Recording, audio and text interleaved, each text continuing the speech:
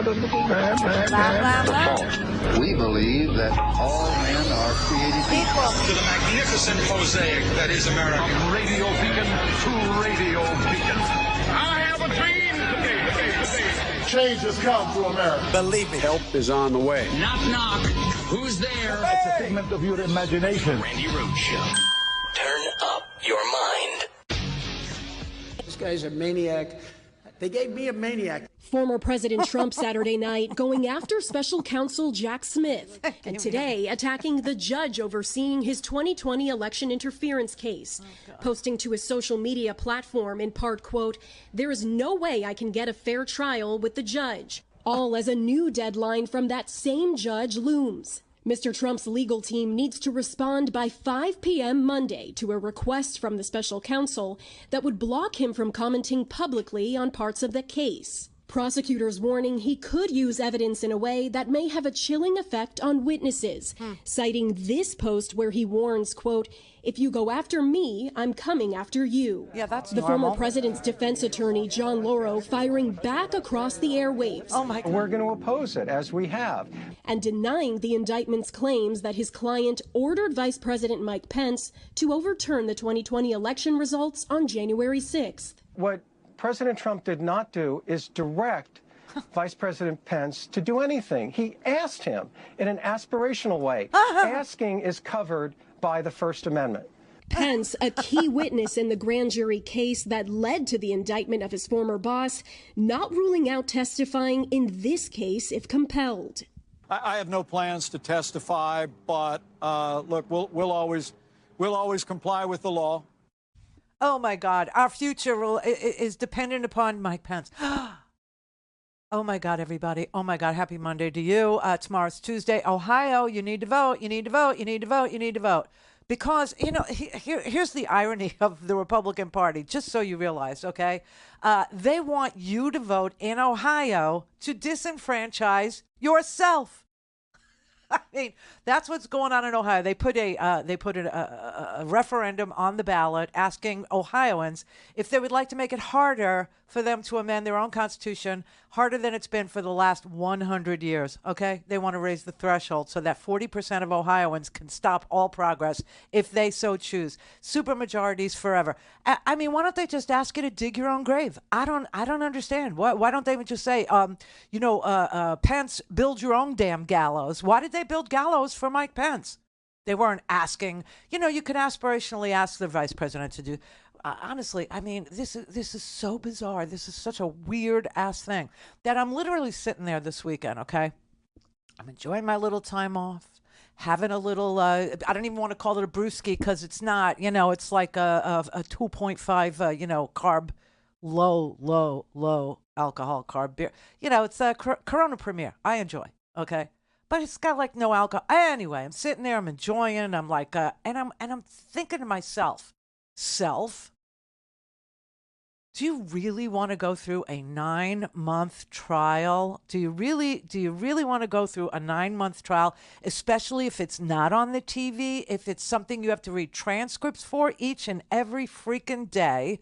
Or would you like to enjoy more low-carb brewskis, have yourself a facelift, get your teeth fixed? Yeah, I'm having a lot of dental dilemmas. You know, an oral dental hygiene dilemma. Yes.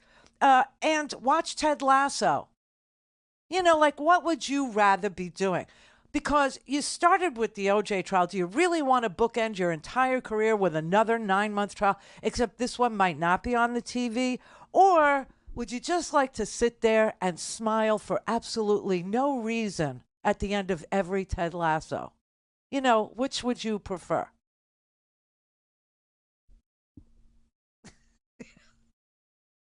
I mean, you know, it doesn't matter what stinking episode of that, thing you're watching. It really doesn't matter. It doesn't even have to go in order. It just doesn't matter. You will be smiling and you won't even understand what your face is doing. You'll just say, face, why are you I don't even understand, like, why?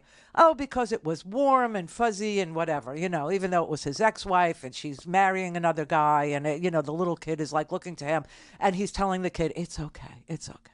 You know what I mean? You just like smile. Which would you rather do? I'm asking you now.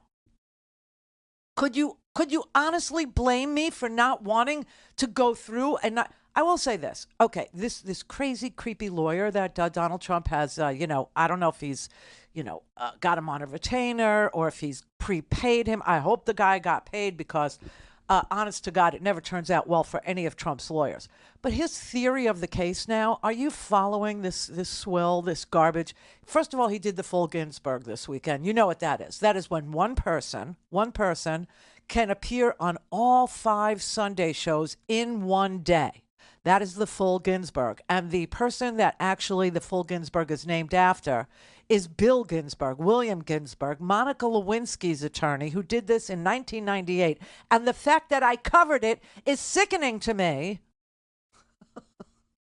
Okay. And now do I really want to go through with John Lauro completing the full Ginsburg? I mean, it's like, for me now, it all looks like Network. You know what I mean? Like the beginning, the opening scenes of Patty Chayefsky's Network. It all looks like that. And they've gone there. The death hour. We have the freaking death hour. Okay, it's nothing but car crashes and houses falling into the Mendenhall River. I was just there. I was just in Juneau. You know that I was. And, that Mendenhall Glacier, not what it used to be. I mean, it's melted. It's melting. And nobody knows why. The hydrologists or whatever they call them, the hydro experts in Alaska, they don't want to say, what's causing the massive amount of glacier melt water to run into the Mendenhall River to the point where it's eroding the banks of the river and houses are falling. They don't want to, they don't want to weigh in because, drill, baby, drill. That's their hero. I don't know. But the whole thing is just, it's happening. It's on. And that once this trial starts, whenever it does, and, listen, I don't know, there could be a plea deal because John Lauro, I had to go, like, who is this guy? All I knew about him was he was a lawyer from Tampa. But do you know, if I said the name, what's the name of that referee? Tim Donaghy. Yeah, if I said Tim Donaghy to you, would that ring a bell? Would that spark some, memory for you? Okay, so the reason why I brought that up to Brett today was because I know Brett likes, sports more than he likes me, right? And that's not true. That's very true. That's not true. It's very true. So I wanted to get him involved in this story so, I could have, a companion along for this really terrible ride we're about to go on. As a country, as a nation. My God. So, and this lawyer is saying, oh, I see. So the commander-in-chief doesn't give any orders. The boss of me, okay, Mike Pence, the boss of Mike Pence doesn't boss Mike Pence. There's no power differential between the president of the United States and everybody else. So there's no reason for anybody to think that when Donald Trump asked Mike Pence to either send the votes back to the disputed states, and here's a little thing for you to know, there were no disputed states. You understand that? No state was in dispute on January 6th, like none, zero. But when his lawyer says, well, he was just asking and it was aspirational and, you're allowed to ask, the boss of you gives orders to you. I think you understand that. And if you don't do what the boss wants you to do, asks you to do, tells you to do, you don't have a job anymore in most scenarios, especially if your boss is the president of the United States. Just saying. So now we're going to have to sit through like all of the, I had to look him up. Like, who makes crazy arguments like this? Well, this lawyer is from Tampa. John Lauro is from Tampa. And his big claim to fame is that he represented this dirty referee in the NBA, okay? This guy was so dirty, he was betting on games that he was officiating as a ref. He also was getting paid by bookies to make, like a bad call over here on that foul or, to cause the game to, be somehow the game to go in a way that the bookies wanted it to go so they wouldn't have to pay out the bets, I'm guessing, right? So John Lauro was the lawyer for this dirty ref back in 2008? Yeah, so like 20 years ago. The guy got 15 months. The guy went to prison. But Lauro entered him into a plea deal that got him 15 months. So it's possible. Here's Here's a dirty little secret about Trump that if I say this, you'll remember that this is true. He settles every case, Donald Trump does. So maybe this is the merciful end. Maybe that's how Lauro manipulates it. I don't know. Clear for takeoff. All things Randi at RandiRhodes.com. Go for launch. Speaking truth to power, the Randi Rhodes Show. The point is that we will not agree to keeping information that's not sensitive from the press. Trump's lawyer says his legal team plans to oppose a protective order requested by prosecutors that would put some restrictions on what Trump and his team can do with evidence shared with them. Federal prosecutors arguing limits need to be imposed on Trump, citing his previous public statements about witnesses, judges, and lawyers in the case. And in the filing, attached a Truth Social post of Trump's where he warns, "If you go after me, I'm coming after you." Totally Trump normal. rebuking the concerns of federal prosecutors, continuing to lash out on social media at the case and the judge over the weekend, claiming he cannot get a fair trial in Washington, D.C. Trump writes that he plans to ask Judge Tanya Chutkan, who is presiding over the case, to recuse herself, and further claiming he will also request a change of venue for the trial. One of Trump's rivals for the Republican nomination for president disagrees. I believe jurors can be fair. I believe in the American people, and I believe in the fact that jurors will listen fairly and impartially. Despite his legal troubles mounting, Trump hit the campaign trail this weekend visiting South Carolina, where he again criticized his latest indictment and special counsel Jack Smith. He's a deranged human being. You take a look at that face, you say, that guy is a sick man. There's something wrong with him. A Trump campaign advisor tells CNN Trump has no plans to change his rhetoric. The former president also took aim at his former vice president, Mike Pence, disputing the claims in the indictment that he pressured him to reject the election results. Trump's attorney, John Lauro, says that Trump was merely asking the vice president to act. What President Trump did not do is direct Vice President Pence to do anything. He asked him in an aspirational way. Asking is covered by the First Amendment. Pence confirming the claims in the indictment and says he has no plans to testify, but will, quote, comply with the law. Frankly, the day before January 6th, if memory serves, they came back, his lawyers did, and said, we want you to reject votes outright. They were asking me to overturn the election. I had no right to overturn the election. I know we did our duty that day. Oh, my God. Oh, my God. Oh, my God. It takes your breath away. It really, really does. That his defense is, I didn't pressure Mike Pence to do anything. I heard all the advice of all the people that told me all the things, and I didn't want to listen to the things. I wanted to listen to John Eastman. That's his defense. You know, that he is entitled as, and he was president of the United States at that time. Now, he's also going to argue today there has to be a decision at 5 o'clock. And here's the problem. Okay. If Judge Chutkan, who isn't playing games with time, okay, because you know that every single thing that happens in this trial by virtue of motions and moving to, the court, asking the court to rule, is going to cause Mr. Lauro to delay. It's going to cause him to say, I need more time to answer the motion. I need more time to produce, whatever it is you're asking me to produce, or I need more time to think about whether or not, Donald Trump is going to agree or disagree with a protective order not to divulge secret grand jury 6E material. Okay. You know that the grand jury is secret for a reason, right? The grand jury is secret so that people feel free to give testimony to it. Now, while Donald Trump doesn't feel like he can trust the judge, which is really kind of rich because Aileen Cannon down here in Fort Pierce, Florida, he has no problem with her. He has no problem, okay? He trusts everything that's going to happen in that court because he picked her.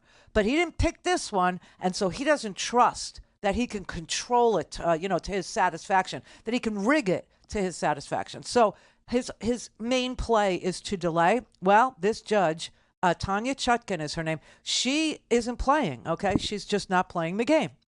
She told Donald Trump's lawyer, Mr. Lauro, that the special counsel who got the indictment from a grand jury from a grand jury. Okay, this indictment did not come out of Joe Biden's ass. It didn't come out of Hunter Biden's, mouth. It didn't come out of any body part of any Democrat anywhere in any portion of our government. No, it came from jurors. It came from people who heard evidence and decided that there was enough evidence to indict him. That's how grand juries work. But they work in secret so that people are free to give their testimony, right? And Donald Trump and his lawyer there said in that clip, they're not going to respect that. They want to give all the information to the press, and they're doing that because they want the press to argue that Donald Trump should be unleashed, that everything that Donald Trump's about to get, so that he can defend himself properly. Even though it's a protected secret grand jury 6E material, and 6E is a federal rule, he wants to be able to tell everybody Mike Pence said this and debunk it or, spin it. He wants to be able to say, Greg Jacob, who was Mike Pence's counsel, okay? He wants to be able to say that Mark Short, who was Mike Pence's chief of staff. Now, Mike Pence didn't testify in front of the grand jury, but these two men did. And one was Mike Pence's counsel. And he went to John Eastman and asked John Eastman, remember Greg Jacob? He went to John Eastman and he asked John Eastman if his theory of the case, if his theory that Donald Trump could ask Mike Pence to do anything but preside over January 6th and the opening of the box and the counting of the Electoral College slates. If there was any room for him to do anything.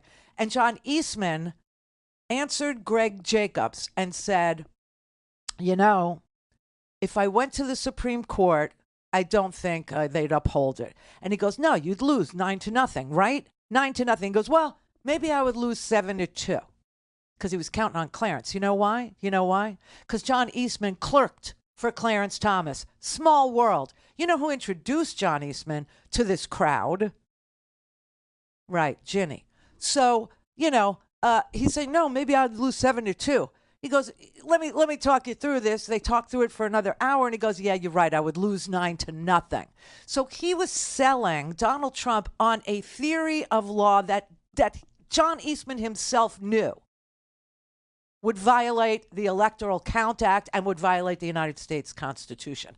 He understood that the Supreme Court, who weighs in on the constitutionality of anything, would rule 9-0 unanimously against his plot, his scheme, his plan, his caper. He understood that. And he still decided to pitch it to Mike Pence. Mike Pence, if you'll remember, then calls Judge Luttig, who also John Eastman clerked for. Yeah, that conservative legal world's really small. Also, John Eastman was a chairman of the Federalist Society. Wow, now we have the trifecta, okay? But anyway, he called Michael Luttig. He called Judge Luttig, who is one of the most conservative judges in the history of the judiciary in this country. And he told Greg Jacobs, and he told Mike Pence, and he told Mark Short, the whole Pence crew, you can't do this. Can't have it, Sally. Can't do it. You'll be overturned in the Supreme Court, and Mike Pence will look like an idiot. He'll look like a fool. He'll look like somebody who was colluding, conspiring with Donald Trump to do an illegal thing. And then Mike Pence, just to put a period at the end of his sentence, he calls Dan Quayle.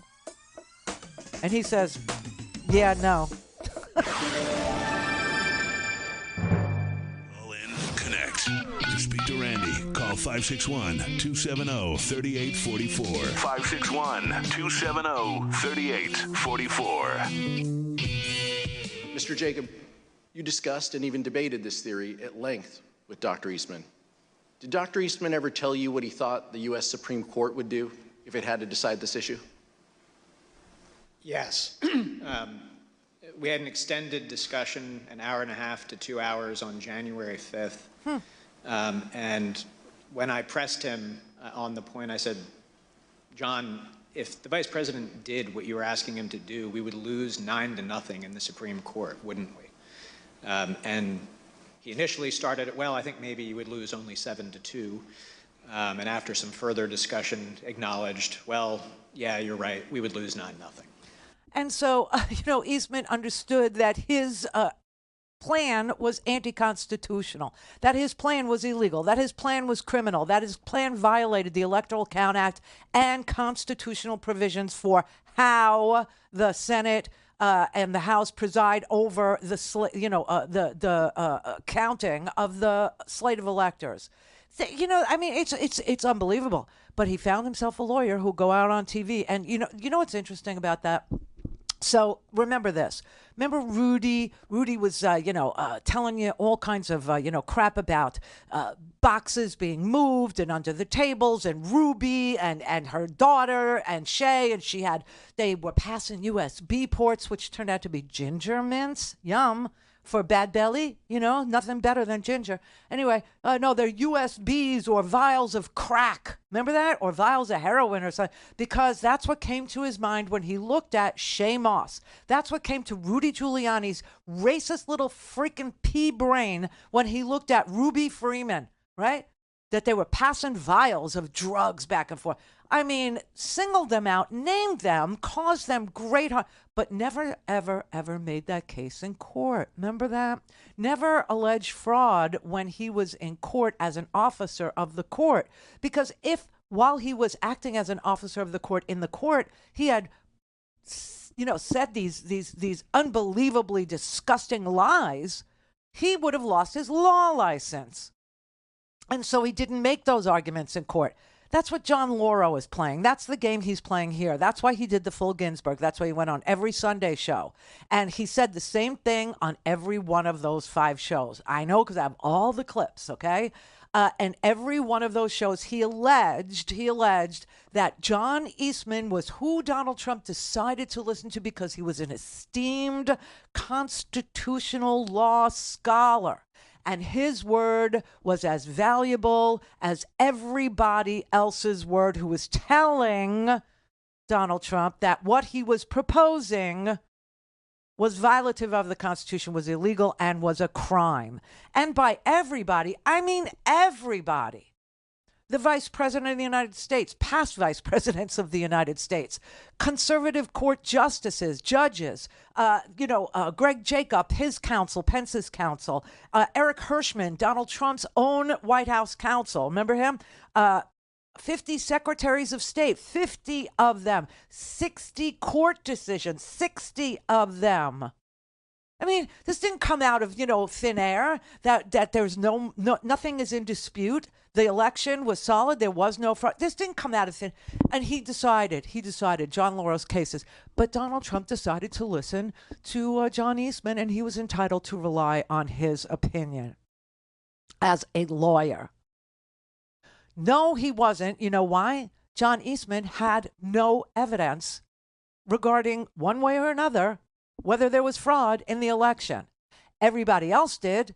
Everybody else saw what the courts decided. Everybody else saw what the secretaries of state said. Everybody else saw that there were phony papers that were forged and fake, that had fake electors, not alternate electors, but fake, fraudulent ones, who literally swore under oath and signed their names that they were the duly selected electors. Some of them were tricked. Some of them were told, well, this slate will only be used if Donald Trump prevails in court in your state, right? So some of them were tricked into putting their names down. Others of them didn't give a rat's ass whether or not it was true or false. They just wanted to, be all Donald Trumpy and as Trumpy as they could. As Trumpy as they want to be. That's right. And now they're sitting there telling us, oh, he had every right to rely on a guy who never saw the evidence in any of these 60 cases, who never saw the evidence in any of these 50 states, who just was tapped by Ginny Thomas. And she knew him because he had clerked for her husband back in the day. And Michael Ludwig, now we understand why Michael Ludwig was so relied upon, because he clerked for Michael Ludwig too. John Eastman did. And John Eastman, Michael Ludwig knew John Eastman was full of dung, full of crap, was full of bile, understood he was nuts and not to be relied on, and advised Mike Pence thusly, told him that. told him that. And so, this is just for public consumption. This is spin in the classic sense. Is John Lauro breaking some law when he goes on all 5 Sunday shows? No, he's not. He has a right to free speech, too. And he has a right to lie as well. The thing is, he's messing with our democracy, and he doesn't care. You know what he's for now? And this, you got to kind of say, okay, it all makes sense to me now, right? You know that we in this audience and me and, just about every thinking person in the political arena wants this trial to be televised. Everyone wants it on TV. Why? Because the American people need to see it and appreciate it and understand it. They need to debate it. They need to sort through it. They need to see the evidence for themselves. The country is so freaking polarized that it's going to make the OJ split screen look stupid, okay?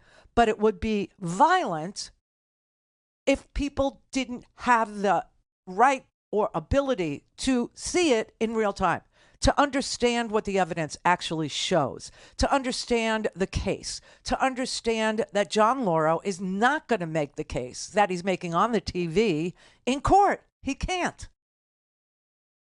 And everybody needs to see it. But you know who wants it on the TV? John Lauro. Now I get it. John Lauro had a taste of fame when he was representing this ref, okay, this NBA referee. A little touch, a little tad, because otherwise he was one of those lawyers that operated quietly and discreetly because he was representing a Wall Street guy who was accused of working with the mafia. His other big case was a guy who skipped out on a $46 Italian restaurant tab because he didn't think there was enough seafood in his seafood Alfredo. But now, all of a sudden, this guy from Tampa, this out-of-nowhere guy, he sees his opportunity to be the next F. Lee Bailey, the next Johnny Cochran, the next big defense lawyer, the next big thing. And, some of these adrenaline junkie lawyers can't say no. They can't. They just say, we're born to fight. They want to fight, but they want to fight on TV. And even if Donald Trump settles and, does some time in jail, or even if Donald Trump settles and says, okay, I promise not to run for president, that might be satisfying. That might actually do it. John Lauro wants it done on TV. He wants to be on TV. He wants to be the next big thing.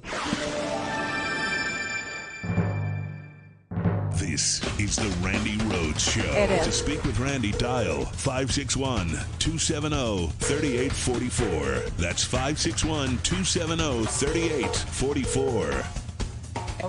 Okay. So what we have, and many people don't understand this, is a memo from John Eastman, an esteemed constitutional scholar, laying out a number of scenarios. Those scenarios were presented to Vice President Pence. He considered them, and as a constitutional matter, he rejected them. One of the last and the ultimate requests that President Trump made was to pause the voting for 10 days to allow the states to recertify or certify or audit, and Mr. Pence rejected that as well. After that, there was a peaceful transition of power. So that's how the constitutional works. Okay. What happened on January 6th was not peaceful. I want to ask you something about John Eastman, because you've talked a lot about how he's a respected constitutional attorney. The transfer of power was certainly peaceful. Did you see what happened on January 6th? Did that look peaceful? And by the to way, did you? I'm not saying that was in any way inappropriate, but the ultimate power of the presidency was transferred to Mr. Biden. We all know that. Ultimate. He uses that word a lot. Ultimately. Like, in the end, despite all of the violence and the feces that were smeared all over the Capitol, in the end, despite the fact that Mike Pence and the nuclear football had to be briskly escorted by Secret Service with his family out of the building, in the end, even though he, worked people up to thinking that, they needed to hang Mike Pence, the Vice President of the United States, even though all that happened, ultimately there was a peaceful... I'm telling you, he wants to be famous, this guy. He wants to be thought of as like, the next, F. Lee Bailey. He wants to be thought of as the next, Johnny Cochran. The next even Kardashian would be good. You forget Kim Kardashian's dad. was part of the dream team. Everybody forgets that. Yeah. Well, don't forget that. Okay, and here's another thing don't forget. In our system, there are 50 different elections, 50 different states. In each state, there is a protest period and there is a contest period where you can protest the results of an election, contest the results of an election. And once those periods in time are run and expired, there is no going back. So his little assertion there, I mean, he would be laughed out of a court if he made this argument in front of a judge saying to a jury, they would object. I mean, the judge would say, yeah, I'm sorry, but there is no evidence at all that we have that shows that there was any period in time after the certification on December 14th and after the Electoral College had voted that there was any room in our Constitution to go back and challenge again states that aren't in dispute. There is nothing. And he just says this like so casually. And I know there are people in this country, well-meaning, decent people, good people, people that don't live and breathe and eat law every single day, let alone constitutional law, let alone election law in all 50 states where there are 50 different, elections that are run every single election, right? I get that. But to sit there and be bamboozled by him is something I can't abide. I can't. And I'm not a lawyer. You don't need to be. You just need to know that we had this conversation back in 2000. You know, history is an amazing teacher. And that's why they don't want to teach it, so that they can repeat it. But, living here in Palm Beach County in the year 2000, when Al Gore was the vice president and he had to preside over his own defeat in the Senate, a la Mike Pence. Remember, Al Gore was the vice president of the United States in 2000. And he was on the ballot. And he was running against W. And he had to actually stand there on January 6th because that is what is prescribed in the Electoral Count Act by virtue of our Constitution. And his entire role was to just stand there and hold the ceremony. He had no authority to do anything, and nor did he try, even though he would have been president of the United States if he had the power to send things back to protest them or send things back to Florida to contest them yet again. But that's not a power the vice president has. It's not a power the president has. It's only a power the courts have. The courts weighed in. The courts decided. The ultimate court is the Supreme Court. The Supreme Court gave its ruling.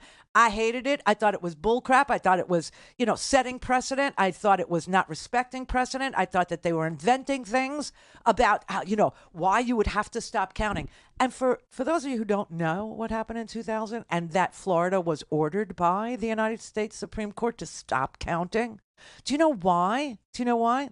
Because the protest period and the contest period had expired. Yeah. And the Supreme Court looked at Florida's law and said there is no more room to protest or contest the election. Therefore, stop counting the ballots. And wherever you are today, that's where you are. And W became the president with 435 more votes. That crap happened. And so we know that the vice president of the United States has no authority to do anything differently than Al Gore did. Because if we're to accept that Mike Pence had a role that was different than Al Gore's role was in 2000, that means Kamala can do it again. That means Kamala can actually call the election in 2024. Anybody good with that? Anybody? I don't care if you're a Democrat. I don't care if you're a Republican. I don't care if you're independent. I'm not good with that. I think the election belongs to us. I think it's our voice. It's our free speech that they're literally just playing with, that they're throwing out the window. We get to choose our own leaders. Know why? This is America. You can't have all this going on with audits and recounts and secretaries of state and governors certifying elections to keep it, free and fair for us to voice our choice. To have one man throw it all away, that would not be democracy. And Trump couldn't give a rat's ass what you called it. But if it made him the winner, he's all about it. And he's going to lie to you and tell you America first? Oh, please. He hates you. He hates us. He doesn't trust us. He doesn't like us. He doesn't care about us. You know what I was watching? Okay, because I told you, Howard's going to make me watch this. And he did. So, what was it? Friday night? Yeah, Friday night and Saturday night. Friday night, Donald Trump was in Alabama at some GOP dinner. And Saturday night, he was in South Carolina, Columbia, South Carolina, at some GOP dinner. And Henry McMaster, the governor of South Carolina, was like promised in open. I mean, if you watched it, you saw it, and you know what I'm saying is true. Donald Trump literally told Henry McMaster, the governor of South Carolina, that he will dig his port. Okay, Henry McMaster had a deep ocean port that he got money from Donald Trump to finish. It's done. But Donald Trump was telling him, hey, Henry, you think that was deep? We'll make it deeper. I'll give you even more money to build your port. You could have the deepest port in the entire world, not just the United States. You could have because that's the kind of loyalty you show me. So it was like a quid pro quo right out there in the open. And no one in the mainstream media caught it. No one saw it. No one said anything about it if they did. And it was just right freaking there. That is bizarro world, what goes on. And then he just downshifted and started talking about showers, right? How, again, the new showers, water doesn't come out fast enough. And he put a stop to all that. What the? Seriously, what was that? What is that? What is that story that he tells about the showers? Is it like a way to talk about showers? You know what I mean? Or is it a way to talk about the multi-trillion-dollar marketplace that exists for new technology going forward? I don't know what that's about, but it's really bizarre to watch a grown man talk about his beautiful head of hair right after he tells the governor of South Carolina, stick with me, I'll enrich you, I'll make you rich, I'll make you famous. I mean, it's just so bizarre, this whole thing. And you would think it would be over by now. It should be over by now. We should be talking about what happened in Texas. You know what happened in Texas, right? Oh, so much goes on in Texas, but this was the good news out of Texas. You remember those 3 women that nearly died? One had to carry a non-viable pregnancy to term because nobody would help her. Another one got septic because her water broke at 18 weeks and nobody would help her. And then a third one, had to give birth to a baby that lived exactly 4 hours and writhed in agony because that's the law now in Texas. Because, they're so pro-fetus, not pro-life, because these women almost died. The court finally said, yeah, we think these laws might be a little too strict. You can't threaten doctors with, life in prison. No, it's not going to work.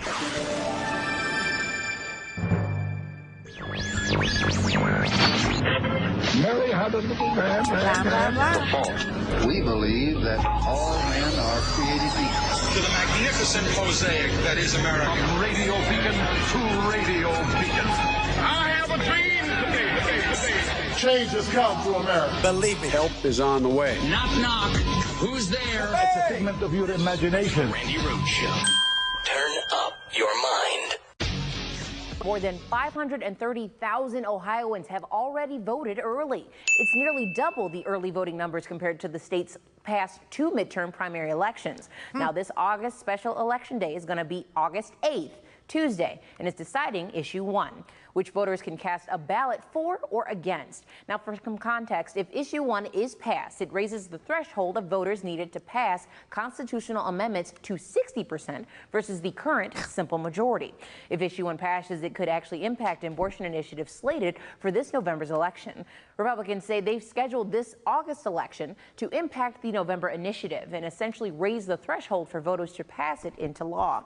I mean, they're slapping the faces that they're asking Republicans are asking Ohioans to take away their own right to vote. I mean, it's like wow.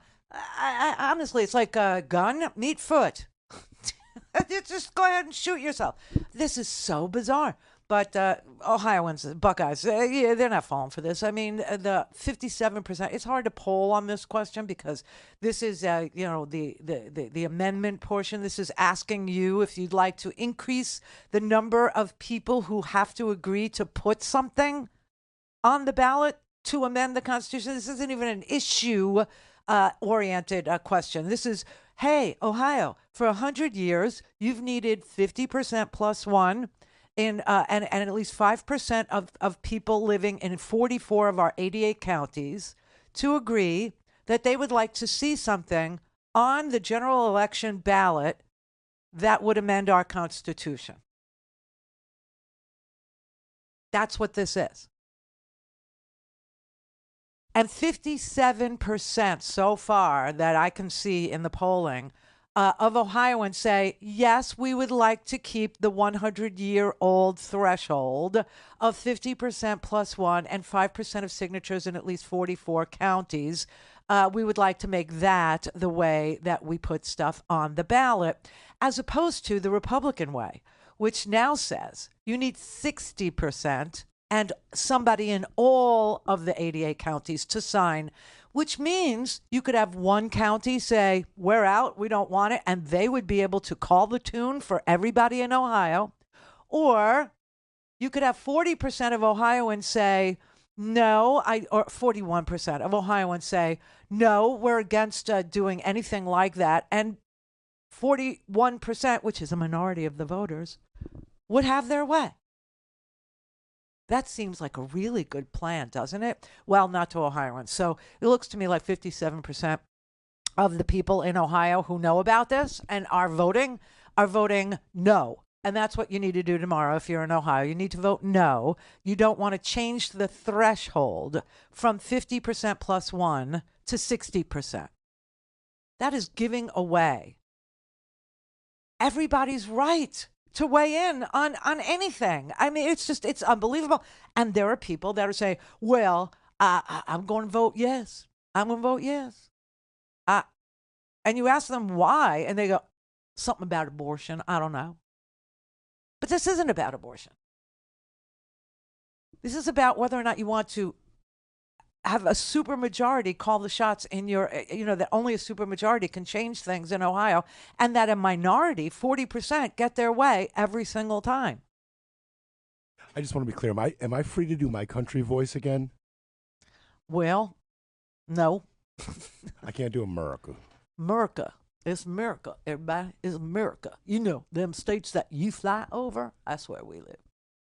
Oh, listen, please. This is so unbelievably dumb. This is really, really stupid. And most people in Ohio are showing up and voting no, thank you. We're not in the mood for you.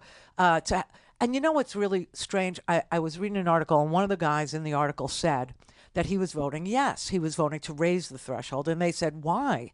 And he said, well, if you don't like legislation, then change the legislators. But you see, this is one of those issues that keeps the minority in power in Ohio. You know what happened with the gerrymandered maps in Ohio? This is one of the greatest stories ever. Because, in Alabama, which is where Donald Trump went on Friday night, and you say, why did Donald Trump go to freaking Alabama? He went to Alabama because Alabama is a state that's literally giving the middle finger to the Supreme Court. Alabama was told that it needed to create a second majority African American, a second majority black district because of the population growth in Alabama. And their gerrymandered map was not taking into account the fact that there was a need for, to be fair, 2 majority black voting districts. And the Supreme Court weighed in, said, yes, that's true. That's what needs to happen. And Alabama is literally sitting there telling the Supreme Court to go F itself. Same thing happened in Ohio. Ohio was ordered to stop gerrymandering their state into a Republican supermajority, and that the maps ought to reflect the normal countable census numbers, which says that I think I'm just going to, round it out. Like 51 or 52% of Ohio is Republican and like 48% is Democratic. Okay. So it's a swing state, obviously, but there is, a majority Republican by a few percentage points. Well, instead, Ohio decided to draw the maps, creating a supermajority of Republican districts. And that's what you have in the Ohio legislature. You have a supermajority in the Ohio legislature, and this attempt here is to keep it that way. So Ohio was ordered to change the maps. They said no. And they waited it out and waited it out and waited it out. And finally, the statute of limitations ran. They didn't change the maps. They used the map that favored the supermajority result, which was ruled illegal. And that's how you got where you got in Ohio. Just thought you ought to know. Just thought you ought to know. And that's why Donald Trump also went to Alabama. He went to Alabama to tell Alabama, don't worry, if I'm the president, I'll get your back. You will not have to create a second district. I'll talk to them. I'll get it done. You know what I mean? Because this is the lane of quid pro quo that Donald Trump operates best in. He can't get legislation passed. I mean, when he was president the whole time, he did one tax cut. That was it. And it benefited the donor class, right? Nothing for us. Absolutely nothing. Nothing happened. Wages didn't go up. And in fact, when we got hit with a global pandemic, he said it was fake. He said it was a hoax. He didn't want to do anything about it. I don't know. It's who he is. It's what he does. So, Ohio, you must show up tomorrow. I know early voting is a big thing, and everybody has that option in Ohio too, and they're taking advantage of it, and it's good. It looks like it will be a successful attempt to beat back the supermajority's want to have a supermajority also necessary to amend your Constitution. And in the end, what the issue is that Ohioans would like to amend the Constitution to include is women's rights. A woman's right to choose in Ohio is what they would like to put on the ballot for November. But if people don't vote no tomorrow to raise the threshold to get that on the ballot for November, it won't be on the ballot in November. But I think Ohio's in good shape. Like I said, in Texas, you had these three women that came forward. Amanda Zurowski, she nearly died. She was refused an abortion after her water broke at 18 weeks. Samantha Cassiano was forced to carry a non-viable pregnancy to term and give birth to a baby that died 4 hours later. And, a third woman who got septic, almost died too. And they said, the judge in the case, too restrictive. Yeah. Women have serious pregnancy complications, and you have to allow exceptions without doctors fearing that they will be put in jail for the rest of their lives. And that is the penalty for helping a woman in Texas. For a doctor, it's life in prison. I swear to God, life in prison and a $100,000 fine. Unbelievable. Now, the top of the hour on the Progressive Voices channel on TuneIn. Clear for takeoff. Randi Rhodes. The Bob Cesca Show. Bob Cesca. Donald Trump's PAC has spent more than $40 million on legal costs this year for himself and others. That total is more than any other expense the PAC has incurred during Trump's 2024 presidential campaign and more than Trump's campaign raised in the second quarter of 2023. Yeah, more money. All things Randi at RandiRhodes.com. Go for launch. Speaking truth to power, the Randi Rhodes Show.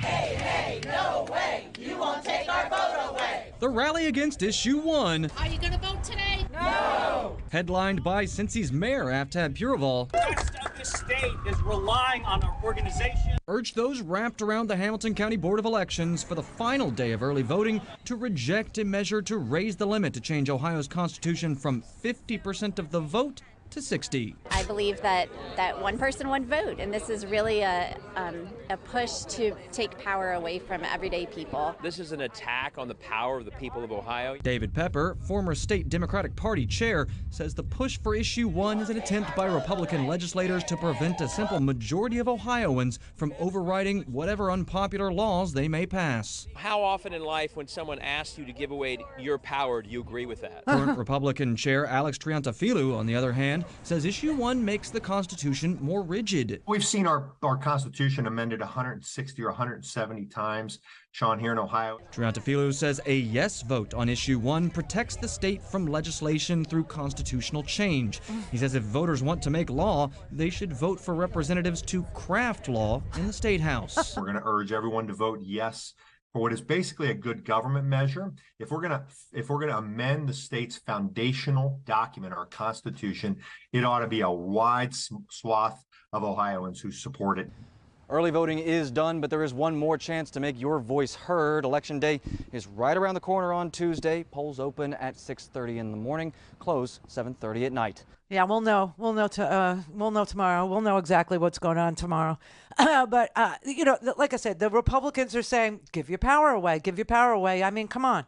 We want it. We need it. We have to have it. You can't self-govern. You can't do it.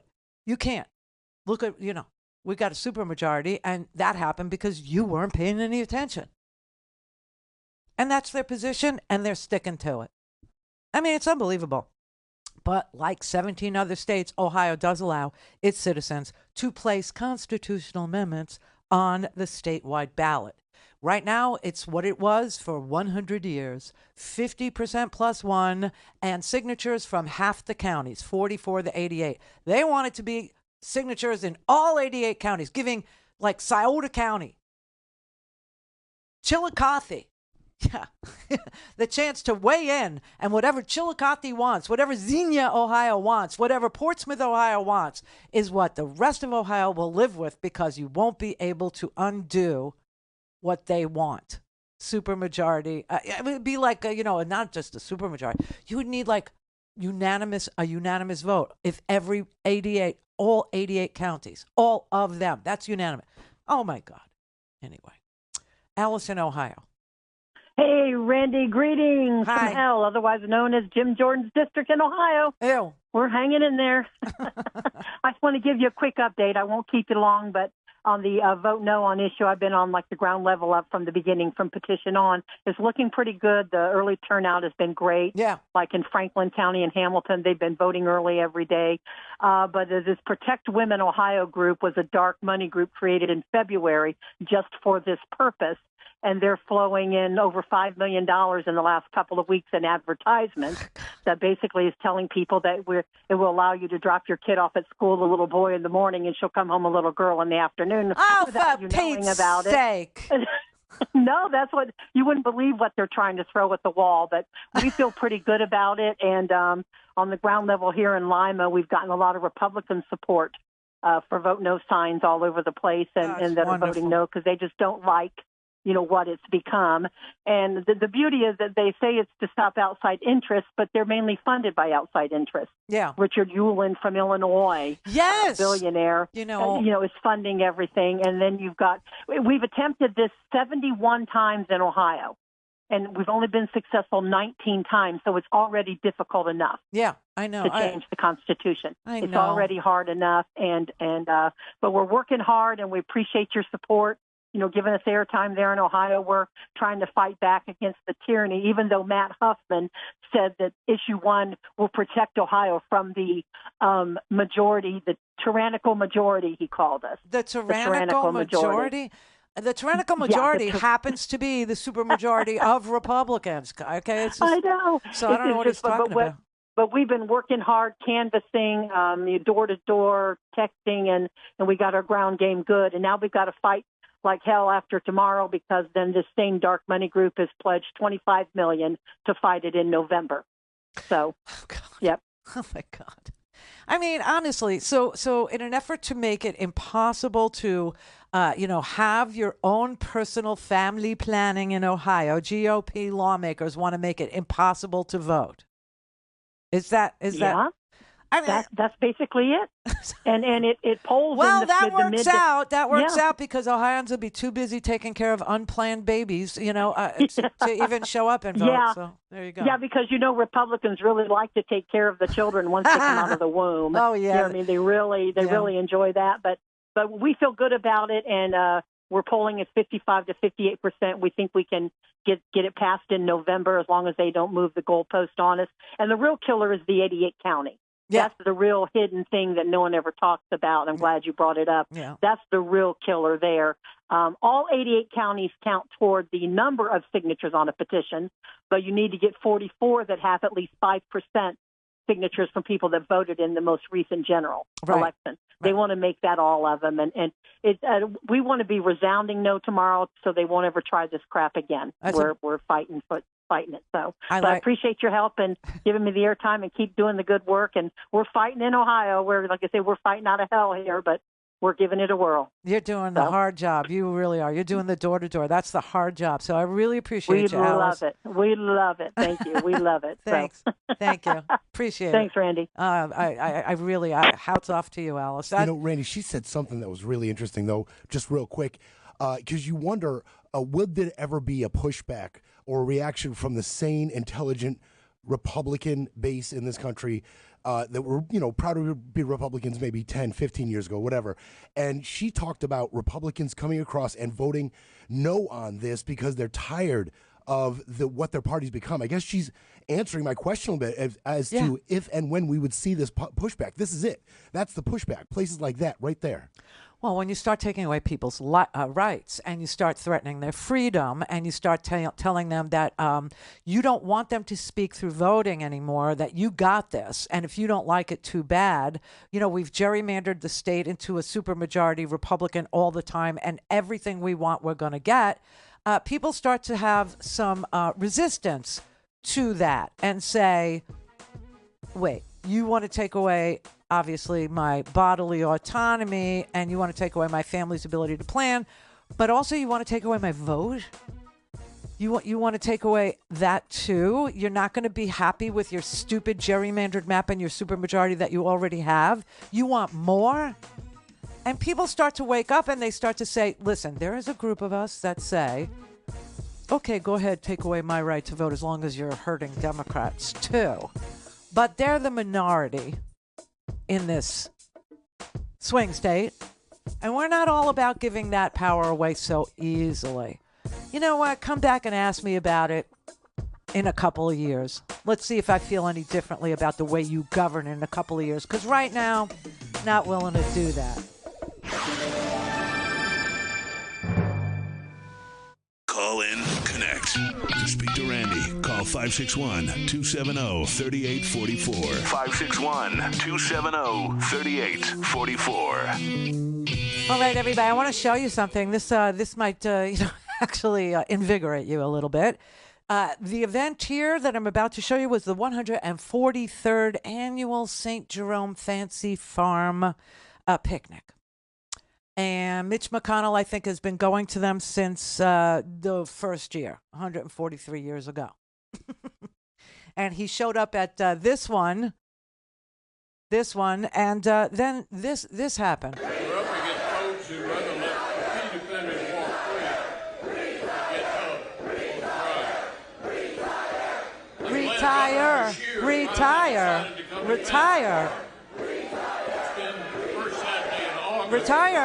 143 years. 143 years I've been here. Randy only seems to make time for you all when he's staring down election day. Friends, I know a little something about meeting this year.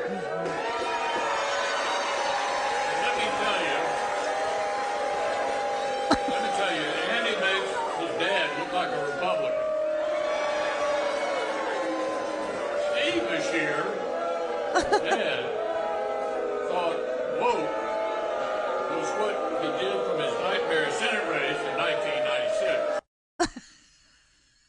He's working his material, just pushing forward. I couldn't decide whether he was so out of it that he didn't realize how loud they were telling him to retire. You know what else they started chanting a little bit later? Because I was just loving this. I was just, soothed and bathed in it to the point where I kept watching. And then they started, after the retire, they started chanting, "You lost the Senate. You lost the Senate. You lost the Senate," over and over and over for like minutes on end, I mean, it was, and I just couldn't decide.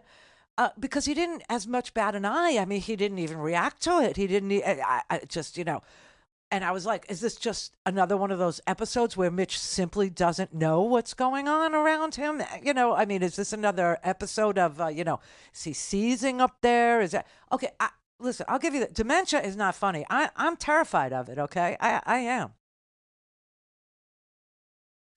But when it happens to people who have your fate in their hands, it's downright tragic. And that is what's going on with it. I mean, look, the guy's 81 years old. They're screaming at him to retire.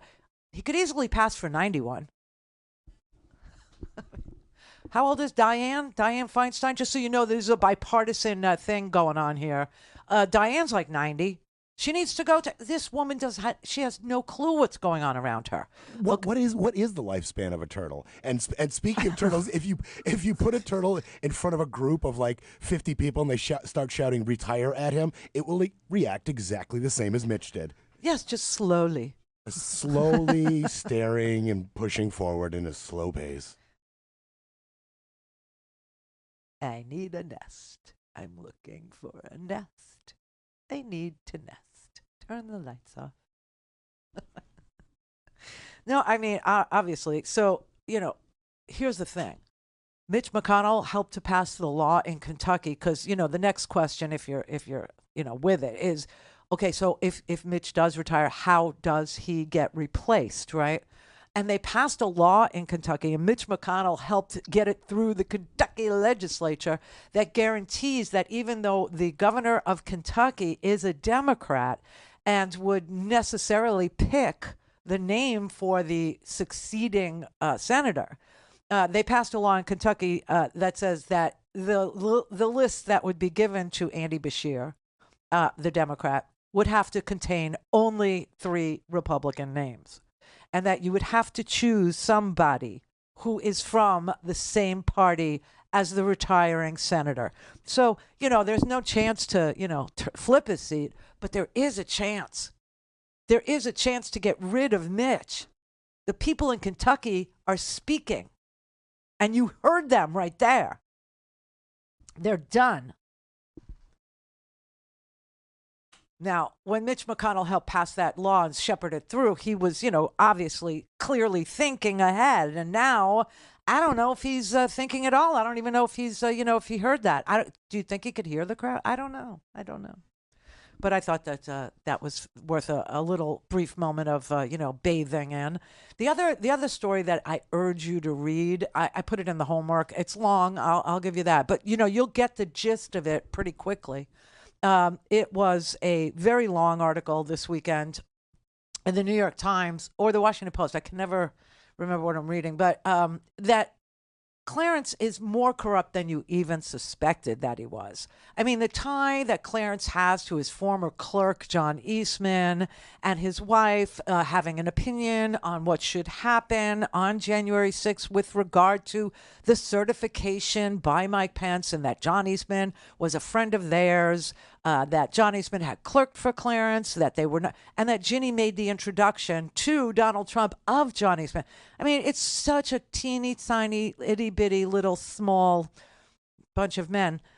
But the idea that they're on the take also is just, it's vomit inducing. Okay. It's enough to make you hurl.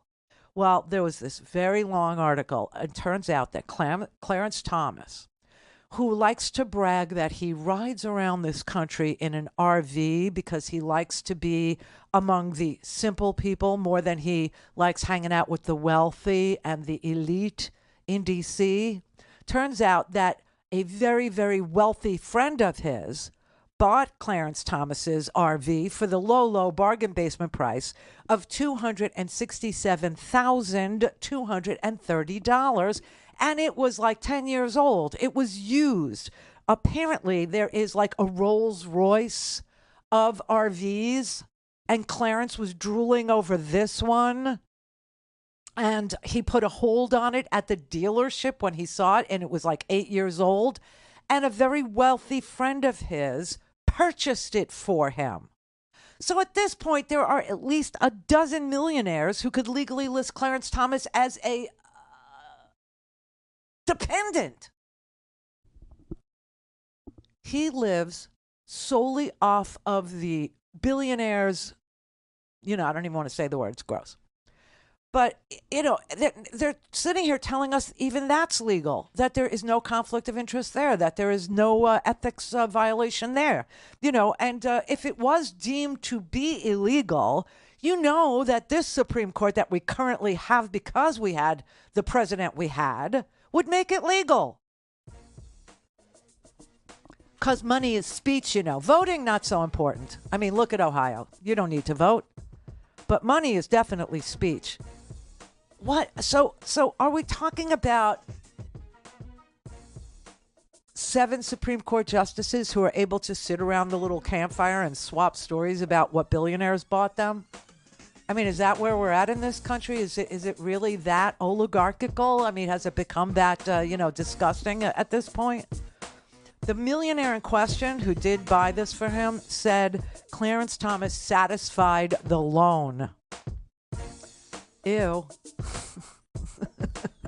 The visual I get, it's like, really? Don't make me go there in my mind. Don't make me put that in my permanent Rolodex. It's just, the whole story, it's just vomitacious. It's nasty. This is the Randi Rhodes Show. To speak with Randi, dial 561-270-3844. That's 561-270-3844. All right, one last thing. Bracing for storms after a weekend of wild weather in the Midwest and West, with reported tornadoes and severe storms in Illinois and Colorado. That is a tornado funnel. That treacherous weather now moving east, bringing torrential rain, large hail, and wind gusts over 70 miles per hour from Tennessee to New York. In the Washington, D.C. area Sunday, lightning delaying a Beyoncé concert. FedEx Field issuing a shelter in place. Fans feeling the heat as they packed into the concourse. Oh, there goes. This as Alaska battles historic flooding. Oh, my God. Dramatic video capturing the moment a home collapsed in Juneau. The flooding swallowing several homes, toppling trees, and prompting evacuations. And it comes as extreme heat continues to bake much of the country, especially the South and West. I love this guy. This is the hottest summer that I can recall. It's been pretty hard for us. The summer smashing records. El Paso recording its hottest day ever in the month of August, hitting 112 degrees Sunday. New Orleans setting 10 new record highs since the start of June. And Houston marking 8 straight days of triple-digit temperatures. It's so hot, it done melted the glue off the bottom of my shoes. Great. Millions now waiting for cooler days ahead. Just fair warning. If you're in any of these areas in the Mid-East, I will call it. The Mid-East is now, like Maryland and Appalachia, Western, I'm going to say Virginia. You're in the line for these storms. You're in that. Good luck. God bless. All right, Paul in New Jersey. Oh, you're there. Yeah. Hey, Randi. Hi. Hey, I'm so excited to talk to you. When you were playing the video of Mitch McConnell, I actually, for a quick second, felt really bad for him. But then I remembered that he's the Grim Reaper, and I was like, wait a minute, karma's a bastard, and what goes around comes around. And for years, he was quiet, Lindsey Graham were quiet, and meanwhile, Donald Trump was turning everybody around on everybody else but himself, and now they go out and the crowd doesn't like them. Their own people don't like them, and you know, it's their own fault. So yeah, karma's a bitch is what it is. And you know, what comes around goes around, and all those things that, you know, are cliche for a reason. It's because they're true. So there you go. Absolutely. Yeah. Well, thanks for calling keeping me sane. Oh, you're welcome. Thanks for calling me from Jersey. Monica in Chicago. Hey, Randy, your show is awesome. Oh. I'm so happy. Thank you. I'm a 75-year-old boomer female with an attitude. And basically, I just wanted to tell you, I have an update on Texas. I didn't hear your show, but immediately after the judge ruled, the Attorney General filed an appeal. Oh, I know. Texas. Yeah. Did you see that? And so now there's a stay on the judge's ruling, which means nothing is happened. It's a stay. Right. They stopped it. Yeah. That's right. And then there was a second thing that I wanted to bring up to you regarding the recent indictments for election interference. You're in the media, and we need a big, big push on this. But under the indictment, the fourth violation was violation of voter rights, our civil rights as voters. Yeah. In the official indictment. Well, I looked it up, and there is actually a law for victims' rights that we have the right to be present at the trial. Oh, public trial. Yeah, I know, but that's right here. Yeah. It says the right to be heard. The court shall allow the victim, we're the victims, in that fourth note, that fourth of charge, allow the victim to exercise the right in any reasonable manner the victim chooses to not exclude from the trial. Yeah, I know what you're saying. But the judge, listen, the judge controls the courtroom, and the judge will decide how best to, you know, say that we speak to the jury. You know, like, will it be victim impacts or whatever it is? I hear you. I know what you're saying. But federal. Oh, no, it's a law. It's actually a law that we yes, have but the right. The judge actually controls her own courtroom. Yeah. So. Yeah, she interprets it, right. It's whatever her opinion is. Is that what I'm hearing? Yes. Judge has an enormous amount of control over what goes on in her or his courtroom. It's just the way it is, especially at the federal level. Yeah. These federal judges have a lot of say over whether or not cameras can be in the courtroom. But, you know, the idea that he charged a civil rights violation, and the idea that he charged that our rights were being destroyed and taken away. Yeah. I think he did that for the very specific reason of, you know, whenever you look at whether or not a person has the right to see a trial or hear a trial, it's always a public trial that people are entitled to. It's always been public, but in this digital age, why doesn't that include a television camera? So I think the thing that they charged, you know, regarding well, first of all, we were being ripped off. We were having our votes taken away. Yeah. Right. By the boss, by the commander in chief, you know, by the head honcho, the lead guy, the big cheese, and so maybe that makes the judge lean a little bit into, yes, the public needs to see this. Well, that's what I'm hoping. I know a whole bunch of people are going after it to make that. But the other point is, I was talking to two people that I really have always known for a long time. One being a young African-American friend, male, cute as a button, greatest guy, my bestie's son. And the young people are getting all the disinformation. OMG, I cannot tell you. Monica, they're getting their info off of social media. And that's what I'm talking about. And as long as you have people like Zuckerberg and Elon controlling the algorithms that give them the news in their feed, that excites them or that makes them click on, they will keep on doing that. They will keep on feeding it, regardless of what is, you know, right or good or newsy or factual or they don't care. They don't care. This is all about eyeballs. Well, my advice to him was that, well, it sounds like you're getting your information from one source.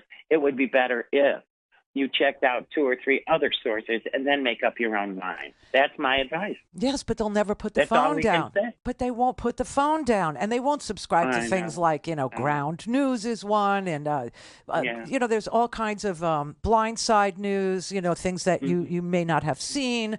They're never going to subscribe to that. Okay, they're just going to do the reels, and they're going to scroll, and they're going to do TikTok, and that's it. And whoever has money to promote their videos on TikTok, or whoever has the money to promote them on Instagram, that's who they'll see. That's who influences them. That's why they're called influencers. Well, they I get certainly paid. hope that the young and the young Democrats should be getting paid. Absolutely. We have to respond in kind and do a better job. We are better at it too. Well, I mean, technically, when you see the things that young people are concerned with, okay, when they're off their phones and you can talk to them and ask them questions in a poll-like situation, okay, what they say they care about is they're sickened by this ban on abortion, okay? They can't believe that they have less rights than you and me did. I mean, that just shocks them. The other thing that's way up there is climate change. It's an issue for them. They would like to live long enough to have children and let their children live in a world where they could take a nice deep breath, right? They don't want to have children in order to, give birth on a flaming marble. So right. these issues are important to them. And the idea that, that gay is still a thing, to them it's not a thing. It's not anything anymore. There's nothing to it. It's not a thing. So these 3 issues are what will get them to vote. And if you confine yourself to those 3 things when you speak to whoever you're speaking to that's young, they will respond to that. And so this might be a job for you. Well, I'm a retired college professor. I taught at Columbia for 20 years and founded one of the founders of the first adjunct faculty union, which is why I'm living in public housing today. I hear you. Okay. You know how it was. I totally. It but still is. Peace and love. Yeah. Oh, peace and love to you too. But listen, do what you're good at, and you obviously are a great teacher of things and stuff, right? I admire that so much. Do that, totally do that, and engage them on those 3 issues, right? Bodily autonomy, gay is not a thing. Why would they want to say? Why would they? They're legislating. Don't say gay. Are you freaking kidding? Like, how far back do they? Okay. And climate change. You stick to those 3, you'll get their vote. You will.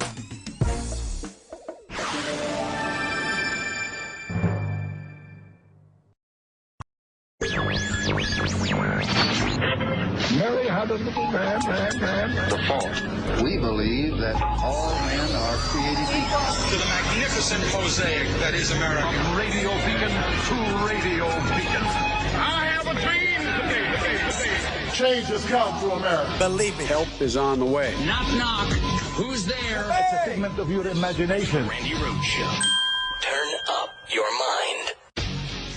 Overnight, an outbreak of violent storms on the East Coast, unleashing destructive winds, torrential downpours, and damaging hail. Aaron? In Westminster, Maryland, dozens of people, including children, were stuck in their cars after nearly 30 power poles came crashing down. Everyone was safely rescued. I've never seen anything like this before. Oh my God. In my entire life. The stormy conditions continuing up and down the East Coast, bringing dangerous winds and reports of tornadoes, and roads flooding as drivers struggle to get home.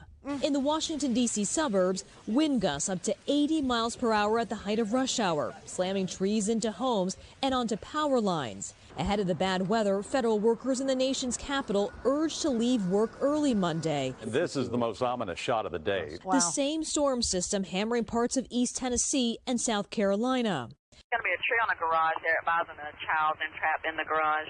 Where officials say a falling tree killed a 15-year-old. While in Alabama, lightning struck and killed a 28-year-old man.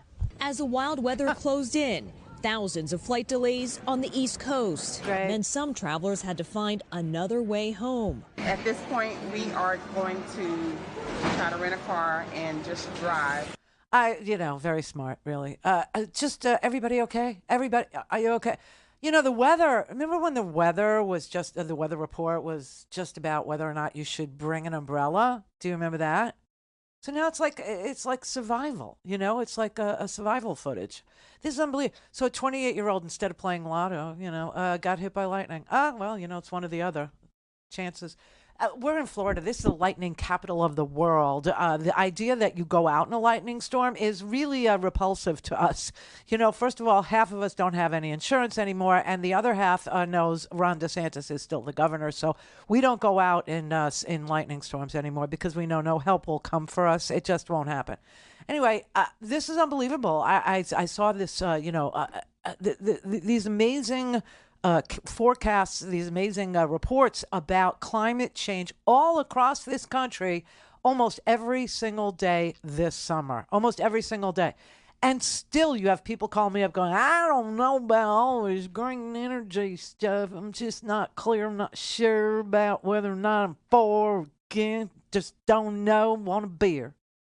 It doesn't matter, honestly. It's $1 trillion, multi-trillion-dollar marketplace. Either you want to be part of that multi-trillion-dollar marketplace or you don't. Okay? Those are your choices. The rest of the world is looking at this and not turning it into some culture warrior street sign, okay? The rest of the world is looking at this going, oh, crap, we need to get off of fossil fuels. Let's innovate our way out of this mess. Oh, and by the way, some of the most heinous governments are completely supported and funded by fossil fuels. Won't it be great when we can make what they have worthless? Won't that be fun? And so everybody's jumping into this renewable. We almost have enough offshore wind to meet the goal that we set for ourselves that we had to meet, I don't know, I guess 2035 or some such crap. Good article today in one of the main newspapers. It's in my homework about, how many gigawatts are actually being produced. I mean, it is happening. It is good. It is a new marketplace. It's something people can actually toil in, get paid for toiling in, service those, wind turbines. That's going to be, well, it is already a job, and it's a good job. Making the bearings for the wind turbines, making the blades for the giant wind turbines. These are all things that people do. And wouldn't it be nice if we did them here? Well, that's the idea behind Joe Biden. And by the way, everybody, we have got to start pumping up Joe Biden's accomplishments because we are about to go down that really, really negative, bad, nothing in it for you, pal, Donald Trump is on trial road.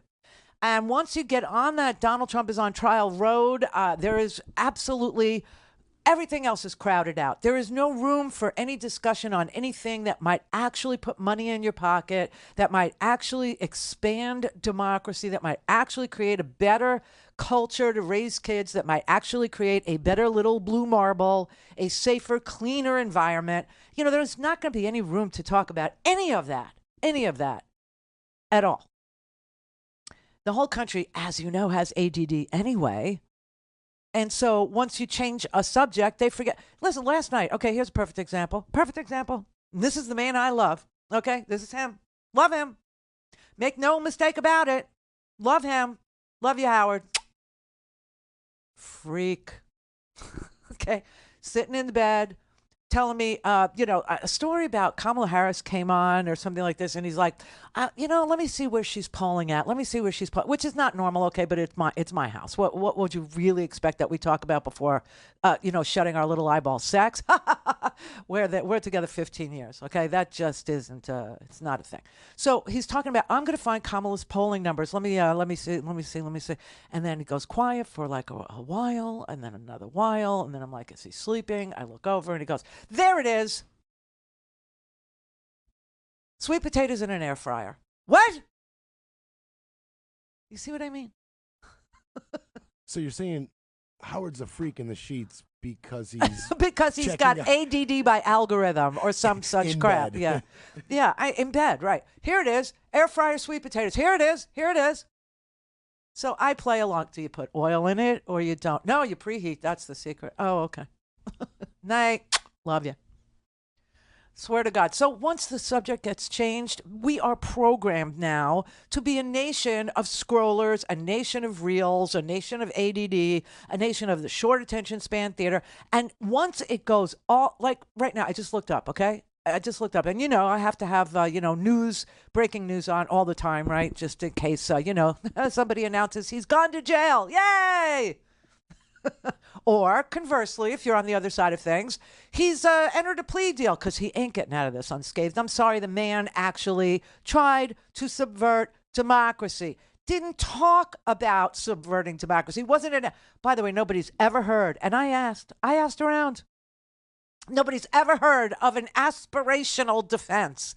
It just isn't a thing, okay? That's not real. And this Lauro guy, everybody is, and by everybody I mean lawyers, mostly TV lawyers, but, constitutional lawyers, scholars, Harvard lawyers. Oh, the Harvard lawyer Ogletree, he died yesterday. I loved that guy. I thought he was, first of all, I thought he was handsome. And second, he died really early. He was only 70 years old. He died of Alzheimer's, which, again, just freaks me out. Freaks me out. Okay, so now I have to go from room to room spelling words backwards to make sure I don't have it. And every time there's an ad for something, to keep your brain trained, I have to download it now. I try and do it inside of a game so that it counts for like a free turn or something like that, or an extra man. Yeah. But yeah, it's so, Ogletree was a constitutional scholar, taught at Harvard. He was, an amazing, who his big client was in his life? Anita Hill. Mm-hmm. Yeah, he was on the other side of the Clarence Thomas question. He was on the side of, he did it. And he passed away yesterday, and we didn't give a shout out to his family and say, I hope he rests in peace and finds peace now. And how they say in my religion, may your memory be a blessing. So there's that. But okay, so I just looked up, and they're talking about the former lieutenant governor has been subpoenaed to go before the Georgia grand jury. And before that story, they had another story about, they're talking about Jeff Duncan in Fulton County and Fonnie Willis. Before that, they were talking about the D.C. grand jury. Now we're having to, talk about there might be, this is crazy. There might be a New Jersey secret grand jury. Oh, did I say that? Well, that makes me, John Lauro, that makes me bad. That makes me, a criminal. Seriously, because this is what, gag orders and the Eileen Loose Cannon, she's about to go. She's about to go. Don't count on her. All things Randy at RandyRhodes.com. Go for launch. Speaking truth to power, the Randi Rhodes Show. Ohio. A simple yes or no answer could decide how the state constitution can be amended in the future. And it's called Issue 1. It's even gained the attention of Reverend Tim Aarons, senior minister of First Congregational Church. So what it is a power grab by those who are in the legislature to try to hold power forever. If passed, Issue 1 would require 60% of votes to pass an amendment to the state constitution. And anyone trying to add an amendment on the ballot would need signatures from 5% of voters in all 88 counties. Just last week, in one of their last efforts, dozens of faith leaders spoke out against Issue 1, saying it's an attempt to silence voters. To vote yes will be detrimental to people who are not white and middle class. Anyone else is left behind by a yes vote. One of the main reasons why some people say this is so important because of how it could impact abortion rights on the ballot this fall. Something Elizabeth Marbach with Ohio Right to Life says has drawn a lot of attention. The abortion issue really is going to be a motivating factor for us to get out to the polls. She believes the state's constitution deserves protection. As our state's founding document, as our state's most sacred document that was created to protect our liberties and freedoms. Therefore, it should have broad consensus when fundamentally changing that. But where the two find common ground is urging you to get out and vote, because a lot could change with the simple answer of yes or no. Yeah. Or no. Yeah. or not? Why are the Republicans always after your rights? Why do they always want to take away your freedoms? Why do they and then they scream about freedom? They love freedom. Everything is freedom, freedom, freedom. The basis of freedom is freedom. I mean, they make these cliche arguments about freedom is this and freedom is that. But there's benefits to slavery. There were. And, there's also benefits to not voting. There's benefits to, raising the threshold to amend your own state constitution from what it's been for 100 years. I think it served you well, Ohio. So today is the day that they're asking you, do you want to raise the threshold to amend your constitution or not? 700,000 Ohioans have already voted, and I think they like being able to vote. I think they do. I don't, and it's so weird that whenever you have Republicans in a majority, this is a supermajority in Ohio, which is what they're trying to protect. Why do I say that? Because it's not just strictly about, putting the right to choose on the ballot for the people of Ohio to choose for themselves in November by voting no today on raising the threshold to put that on the ballot from 50% to 60%. You say, no, I like it the way it's been, leave it alone. That's a no vote. But obviously, it's not just about what is going to be on the ballot with regard to reproductive freedom. Yes, they call it that because it is freedom to have choices. And the other thing that needs to go on the ballot that nobody even wants to tell you about is that Ohio and other places where there's gerrymandered super majorities, like Alabama is another one that comes screaming to mind. The courts, the Supreme Court told Alabama, the United States Supreme Court told Alabama they needed to create a second district of African American majority voters. And they're just flipping off the United States Supreme Court, Alabama. They're going, we're not doing it. We're just not. Make me. Like children, okay? Like children standing and blocking the schoolhouse door. Okay, this is like typical George Wallace garbage. Doesn't survive, but it adds to the delay of everybody having their vote counted properly and in the right ratio. Okay. Well, Ohio did the same damn thing. Ohio has a gerrymandered map, and that's how you have a supermajority in the state house in Ohio, because the census, the actual breakdown of people in Ohio, it's almost equal. It's almost 50% Republican, 50% Democratic. But it's slightly more Republican than it is Democratic. It's like 52, 54 to 47, 46, something like that. But you have a supermajority in the legislature because those districts were gerrymandered. So the next thing you have to put on the ballot in Ohio and Alabama and Georgia and other places where there's supermajorities for no apparent, mathematical reason. Math isn't a thing in some of these places. One man, one vote. Oh, man, how we laugh. But the next thing you have to put on your ballot is going to be creating a citizens commission or a citizens committee or an independent commission or an independent committee to draw your damn maps. I mean, well, this is what they don't want to see added to a ballot in a general election. This is the thing that they are running this against. They only use abortion because it's polarizing. They only use abortion because people have very strong, definite opinions about the culture war. But they're not very clear on gerrymandering, what it is, how it happens, who's drawing the maps. We don't know. We don't care. It's not sexy, but there's something very, very, just emotional, something that is very rage generating, which gets people to vote about women and their right to autonomy in their own damn body. Okay.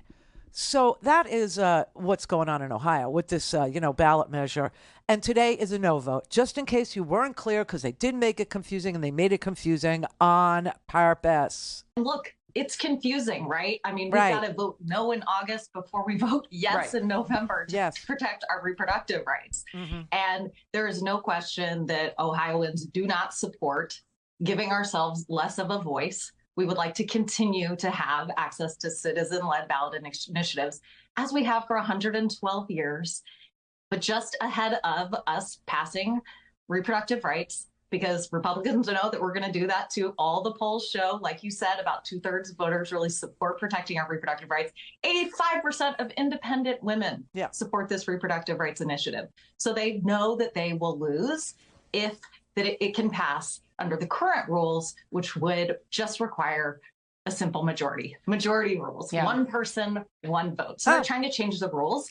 And I think that they know that they have something to worry about because those polls are very bad for them and turnout is very bad for them. They were expecting to have a quiet election in August where no one would notice. Yep. And instead, 700,000 people in Ohio have voted already. That is hundreds of thousands more than we saw who had voted early in the election that they held last year in August. Which was actually 150,000 more votes even than we saw in the May primary, which was a big deal last year in Ohio. It was the U.S. Senate primary, and it was a very competitive race. And we're even seeing more voting on that in August on an issue, on a ballot initiative issue.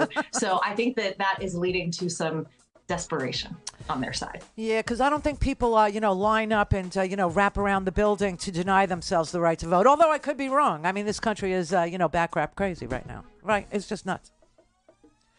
But honestly, just keep on doing it. The early voting went really well in Ohio, but today is the last day. Today is Election Day. I can't believe today is Election Day. It's freaking August 8th. It's August 8th. Loretta would have been 93 yesterday. Yeah, but why?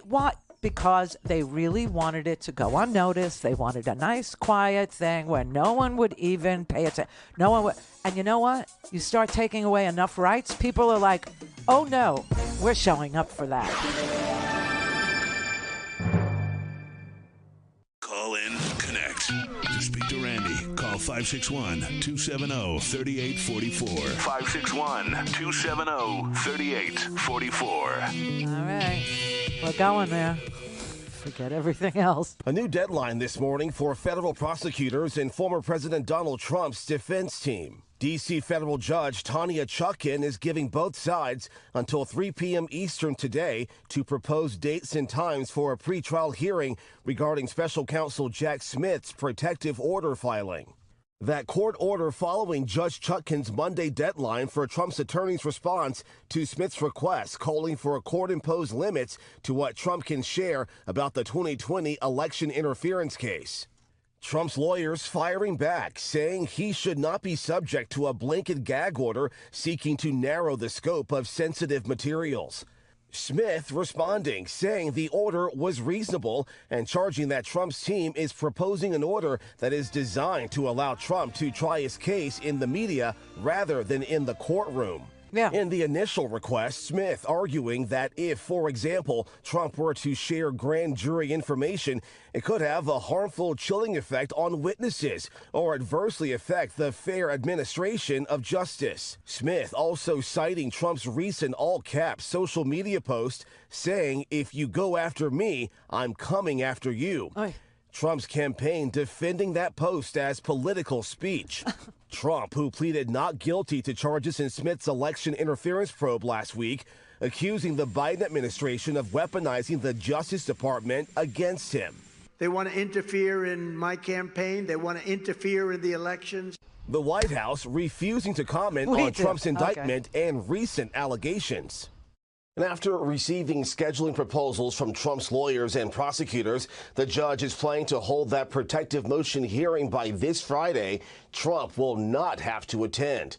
All right, so this is where we are in the, okay, we have so many cases. It's juggling, okay, everybody? It's not easy. This is, all jokes aside about, ADD and not being able to focus and concentrate. There are so many judges. There are so many cases. There are so many states. There are so many actions. There's civil, there's criminal, and so we're just going to confine ourselves to the criminal. I'll just say that in the civil arena, Donald Trump's case, he had a countersuit against E. Jean. It failed miserably. They threw it out, okay? Where he was, saying that she was harassing him. I just, wow, really? All right, so let's confine ourselves to what is criminal court cases in regarding the last, oh my God, the last president of the United States, regarding the last president of the United States. Oh my God.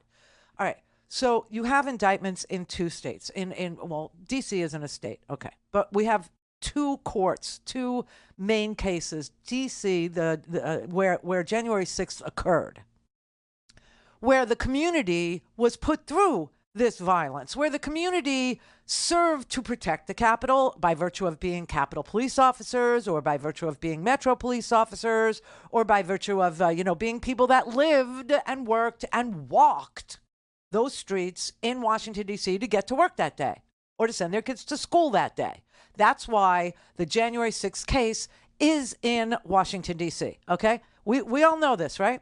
The other case is in Florida, because the Florida documents case with Judge Aileen Loose Cannon, a Trump appointee, is happening in Florida, because in Florida, that is where Donald Trump spirited those documents away to. That's where he hid them. That's where he lied about them. That's where he said he didn't have them. Then he said if he did have them, it was because they were planted. Remember the whole planting experience? We went through that. Then he said, no, I do have them. They're mine, and I'm protected under the Presidential Records Act. The Presidential Records Act says exactly the opposite of what Donald Trump wishes it said. It says that presidential records do not belong to Donald Trump. They belong to me. They belong to you. They belong to the United States government, and they are the caretakers. They are the overseers. They are the people that guard and protect, and if warranted, display them in museums. So that case is in Florida. But part of that case, with regard to the documents, may very well be in New Jersey. Why? Because remember, it was in New Jersey at Bedminster where Donald Trump was sitting with a couple of staffers, one the head of his PAC, his super PAC, Ms. Wiles, and then like two writers who were, trying to get some background information on Mark Meadows so that they could write Mark Meadows' book for him, ghostwriters. None of these people had security clearances. And yet Donald Trump showed them war plans for Iran, battle plans that the United States crafts in order to have contingency plans in case we ever need them. He is showing them to these people who have no security clearances and saying to them that this makes his case, that Mark Milley somehow wanted to invade Iran. It doesn't matter. It doesn't matter. That's a tangent. But what Aileen Cannon has now shown to the people who argue in her court is that she is questioning the existence of another grand jury. And whether or not questioning the fact that they do exist or can exist, but questioning whether or not her court can consider any evidence gathered in another state. Well, the answer is yes. Okay, that is just not hard. Of course you can. Interstate commerce being what it is, and federal law being what it is, and this being a DOJ case, which is federal, and all these courts that we're talking about now being federal courts, yes, they can share information with each other. Yes, they can. That is not a question. And yet she raised it. She raised it in Jack Smith went to her, and in two sealed motions he filed, he was asking her to please address a conflict of interest with a witness's attorney. Okay, let me make this, in English.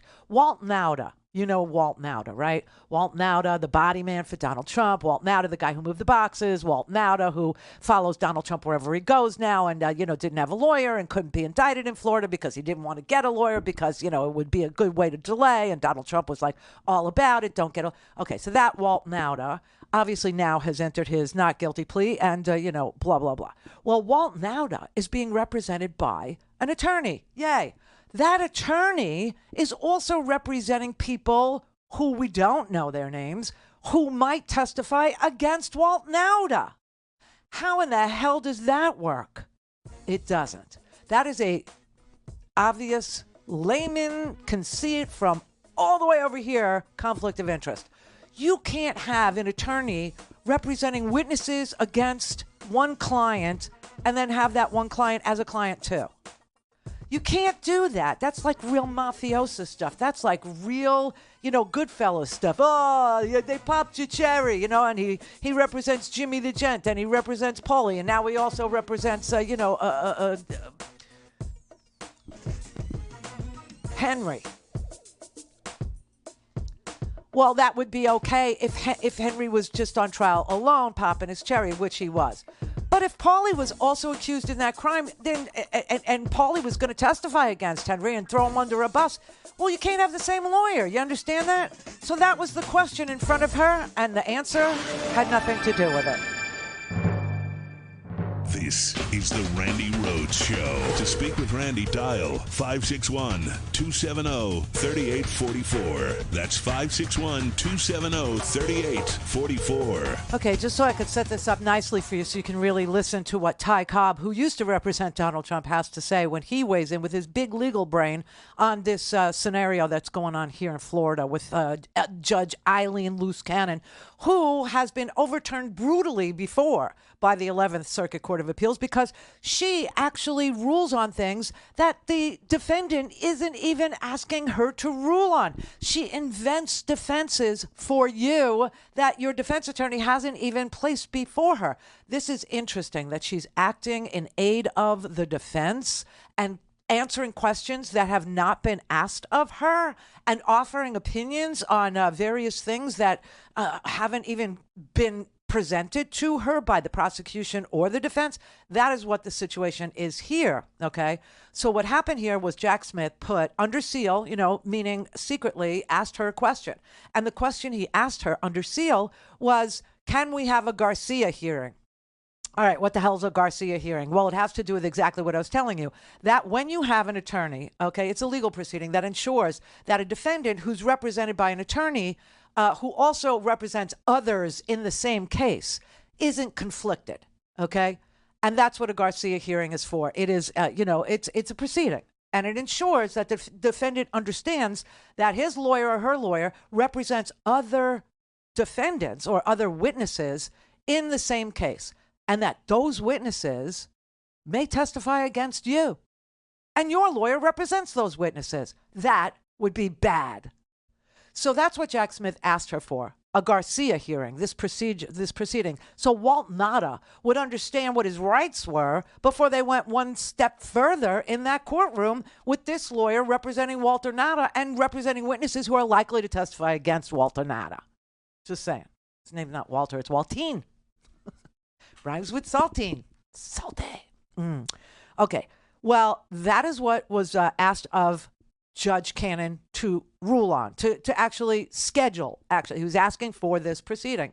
And she was just really supposed to schedule it. Well, instead, she starts asking Jack Smith about another grand jury proceeding. Another grand jury proceeding. And some people in the legal world were speculating in their, TV appearances, in their Substacks. Some were just being asked outright, is it a conflict for her to weigh in on whether there's another grand jury in another state, meaning the D.C. grand jury, can it weigh in on the Atlanta grand jury? Okay. The D.C. grand jury, can information that was produced by virtue of the D.C. grand jury's work be used in the Florida case? The answer is yes. But why is she bringing this up as something to litigate, for Donald Trump's lawyer? Something for him to grab onto, Mr. Lauro. I mean, it's so bizarre. It's so weird. It's so strange, right? And then other people were saying, it doesn't have anything to do with the D.C. grand jury sharing information, the January 6th grand jury sharing information with the Florida documents grand jury.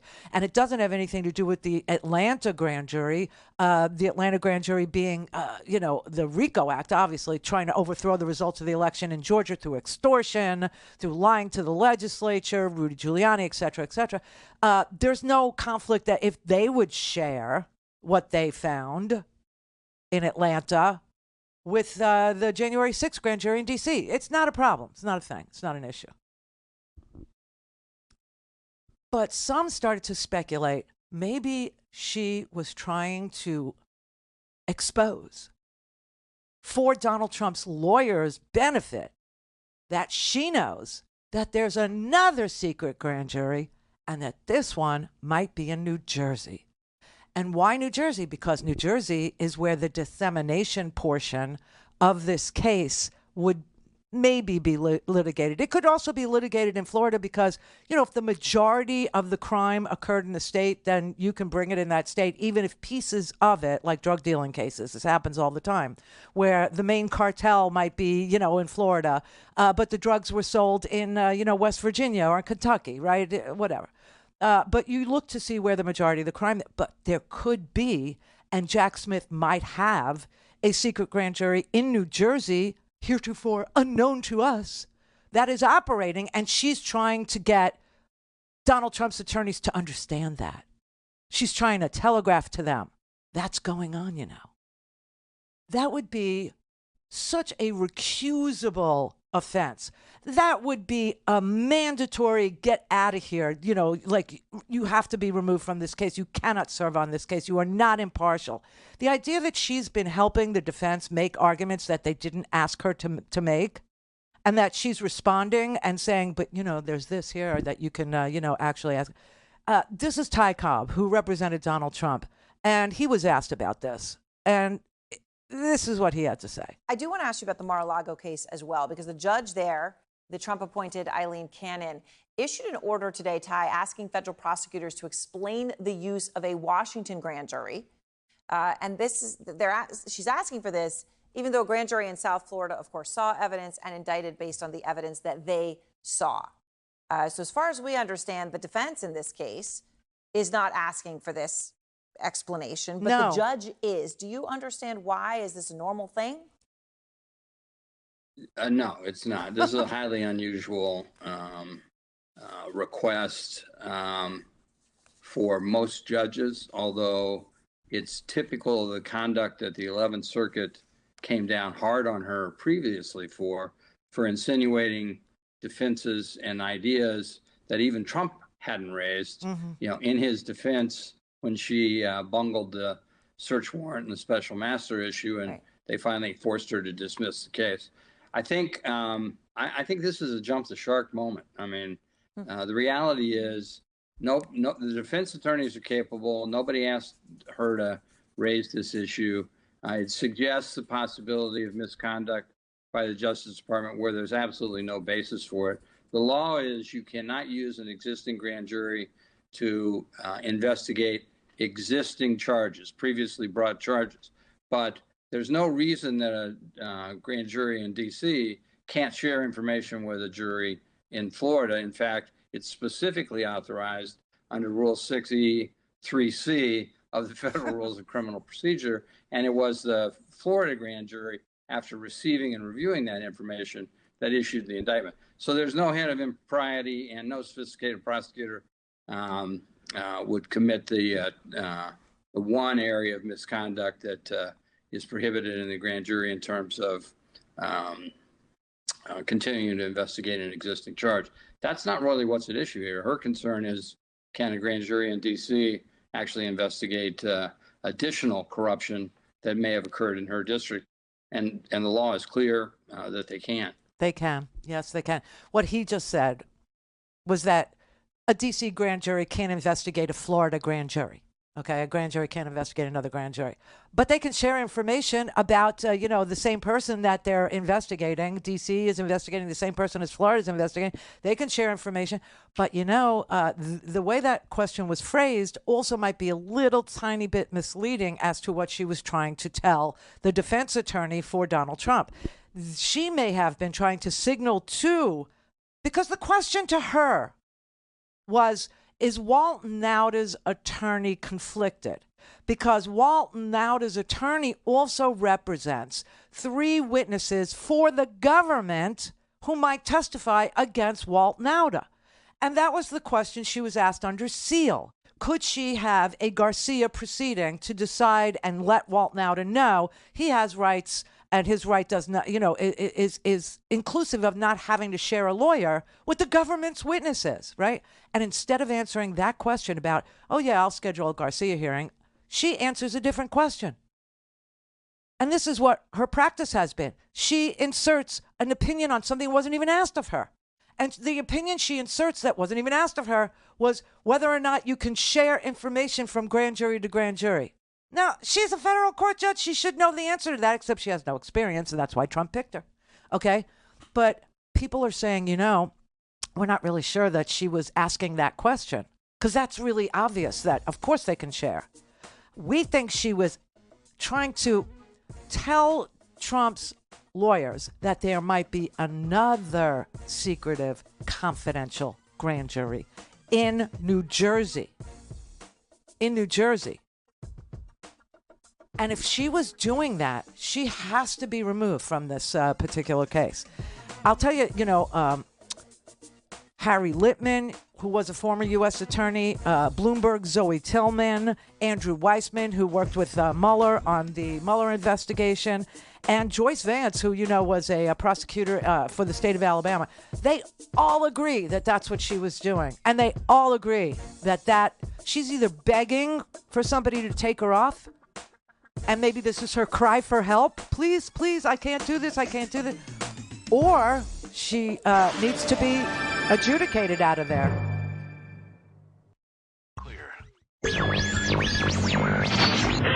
Mary had a little man. The fault. We believe that all men are created equal. To the magnificent mosaic that is America. From radio beacon to radio beacon. I have a dream. Change has come to America. Believe me. Help is on the way. Knock, knock. Who's there? It's a figment of your imagination. Randi Rhodes Show. Turn up your mind. The hundreds of people serving who have been convicted in the January 6th insurrection and the riot have, they've said it was Trump's words that launched them into action. I've said so repeatedly under oath. So if you go after me, I'm coming after you. It's a threat. Out front now, Ty Cobb, former Trump White House lawyer, is here. And look, Ty, at issue here, you've been on the receiving end of some threatening posts from Trump, right? He makes comments and threats against people in words. In June, he said you'll be held legally responsible for what he called false statements. He didn't specify what they were. He hasn't followed through. And in fact, in terms of physically following through, right, that's not something that he's ever done. So now he's posting about his indictments. He's saying, if you go after me, I'm coming after you. So is this just a case of prosecutors really aren't going to be able to do anything about it? I think the prosecutors, with the assistance of the judge, will be able to tame this somewhat. I'm not sure that Trump's lawyers will be able to get him to adhere to whatever limitations they impose, and as a result, he may be sanctioned and could even be held in contempt and put in jail and have to run for president from jail like Eugene Debs did back in the 30s. Great. Great. Yeah, Eugene V. Debs, he did run from jail. He was the socialist candidate, and he was like a big organizer and ended up going to jail and, ran from jail, gave some great speeches. If you're in the mood, look them up. They're unbelievably good. They're amazing, actually. He was, a seriously help the middle class kind of a guy, just like Trump, right? No, Donald Trump. Okay, so the issue now that we're waiting to see what the response is should Donald Trump be under a gag order so that he doesn't put in social media posts or say on Fox News or say on Newsmax or any of these crazy, Rumble shows or whatever, doesn't give away witness background, witness testimony, things that were given under seal with the grand jury's secrecy protections in place, right? Do you want to hand that information over to Donald Trump without any regulations, without any rules, saying he can't take this information away from the table with him? He can't have it. It's only being given to him to help him and his attorneys prepare a defense. And so he can only share this material with attorneys, maybe paralegals. Do you know what I'm saying? Like a very small sort of a, limited group of people who get to know what witness testimony in secret grand jury settings actually was, what the transcripts say, what the people did, what they are accusing or alleging, or what they're exculpatory, meaning, evidence that might inure to Donald Trump's benefit, whatever testimony they gave. Or should Donald Trump be able to try this case, just forget about the sanctity of the courtroom or the ability to seat an unbiased jury or the ability to have a courtroom that the judge controls instead of Donald Trump controls. Should we have some limits? Now, let me just tell you that a lot of people are going to talk about free speech, like his attorney. First of all, the subject of this case, the charges in this case, the charges. We'll talk about the gag order in a minute. Separate that conversation from this one. The charges in this case have absolutely nothing to do with free speech. You understand that, right? You have to sort of start to understand that John Lauro isn't even ready for prime time, but he's all over TV making the case that this indictment has something to do with free speech. It doesn't. It has to do with fraud. It has to do with defrauding us. It has to do with not counting votes properly. We're entitled to not only cast our votes properly, but we're entitled to have them count properly. And when you consider that even one fraudulent vote is so prosecutable in our system of government, that one bad vote, one fraudulent vote actually lands you in jail. You saw what happened to those 5, they were African-American ex-felons who believed in Florida that their voting rights were restored. They went and they voted. Ron DeSantis decided to hunt them, 5 people, decided that they were the problem with this election, decided to hunt them, hunted them, arrested them, and prosecuted them. Finally, in the end, the charges were dropped, but put these people through absolute hell. They were all facing another 5 years in prison for fraudulently, even though they didn't know, they thought that their voting rights had been restored. But we have certain people in this state, certain felons, that are never, ever going to be forgiven. They're never going to have their voting rights restored. And also, if your fines aren't completely paid up, then you're not eligible to vote, even though we have no board, no tax assessor, no office in Florida that you can go to and ask them, what are my outstanding court fees? What do I still owe the state? Nobody could tell you that. But we know that one fraudulent vote is prosecuted in this country, 5 years being a minimal sentence for that. But Donald Trump can throw out millions of votes, millions. He's allowed to do that. No, this is a case of fraud. This is a case of conspiracy to commit fraud, meaning he engaged with more than one person. Now, here's the dirty little secret about conspiracy. A conspiracy is completed, not when you're successful. A conspiracy is completed when the 2 or more people involved in the conspiracy agree to enter into it. That's it. There's nothing further that needs to be proven about whether or not it was a conspiracy if you have more than 2 people or more than one person agreeing with another person to commit a conspiracy. And in this case, the conspiracy is to defraud you. Right? So this has nothing to do with free speech. Okay. That said, a gag order has everything to do with free speech. Everything. A gag order is saying that the court is preemptively taking away your ability to say certain things about what you saw because those things you saw are protected under secrecy rules that they were collected under. So the collection of that testimony was protected under secrecy rules, secret grand jury proceedings. And now the question is whether or not we give Donald Trump the ability to pierce that secrecy for his benefit and his benefit alone, and post the names of witnesses or post, digital, evidence, like Mark Meadows' phone records or text messages or whatever Donald Trump has now access to without any rules of the road. And so the reason why this is a hard call, and it is, and it should be, and the reason why John Lauro is emphasizing free speech over and over and over in inappropriate context so far, because the indictment has nothing to do with free speech. In fact, the indictment itself says Donald Trump is free to speak and free to lie and free to say that he lost or won an election that he won or lost. He's free to turn truth on its head. He's free to do whatever he wants about that. What he's not free to do is enter into a conspiracy to commit crimes, to defraud people from their vote counting properly.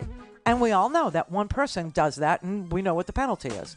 But here he was doing it on a humongous scale with the help of others. So a conspiracy to defraud. But the gag order question, okay, so while we go to the break, let me leave you with this thought. You can mull it over and then tell me what you think should happen. Donald Trump is king of the NDAs.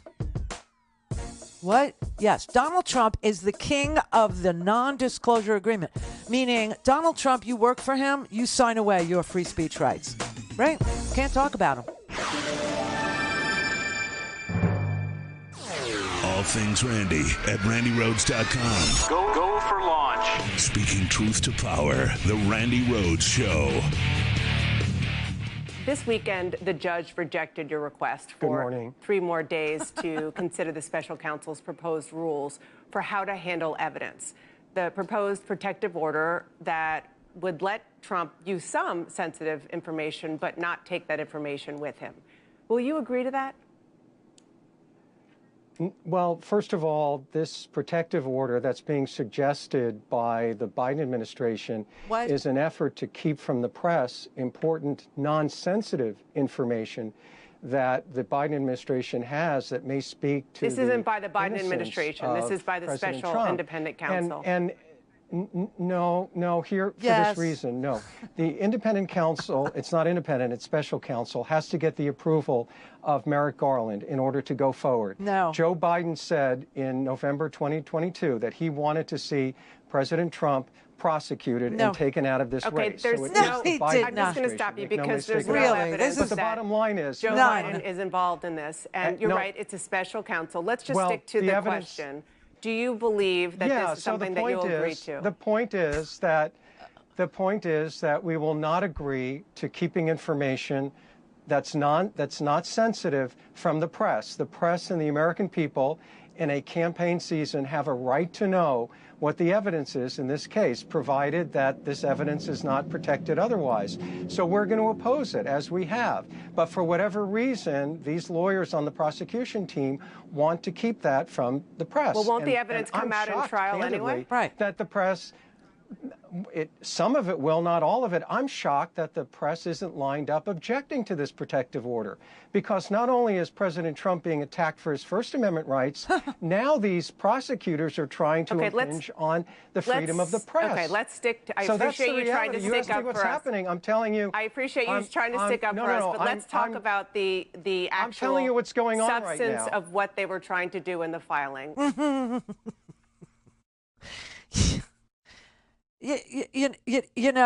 This man only wants to argue freedom of the press. He only wants to argue the First Amendment of the United States Constitution. But I'm sorry, his client isn't being charged with a violation of the First Amendment. He's not the press, and he's not been charged with any press violations, okay?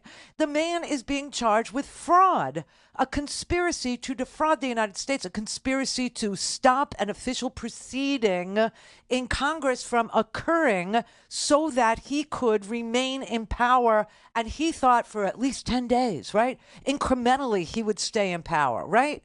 That's what he's being charged with. But I couldn't figure out for the life of me why John Lauro was, saying that Donald Trump was being charged with First Amendment stuff until now. And that's why I went back and re-listened to this interview because Dana Bash was very forceful. I mean, he did the full Ginsburg. He was on all 5 Sunday shows this weekend, something that we don't see very often. And he was doing it to spread this First Amendment thing around every single audience that he could reach. And obviously, it's because Donald Trump wants to try this, A, in the media, and B, he needs access to all of this secret grand jury material in order to try it in the press, in order to try it on social media, in order to keep posting. Now, the threatening thing that he posted, okay, the thing where he said, if you come after me, I'll come after you.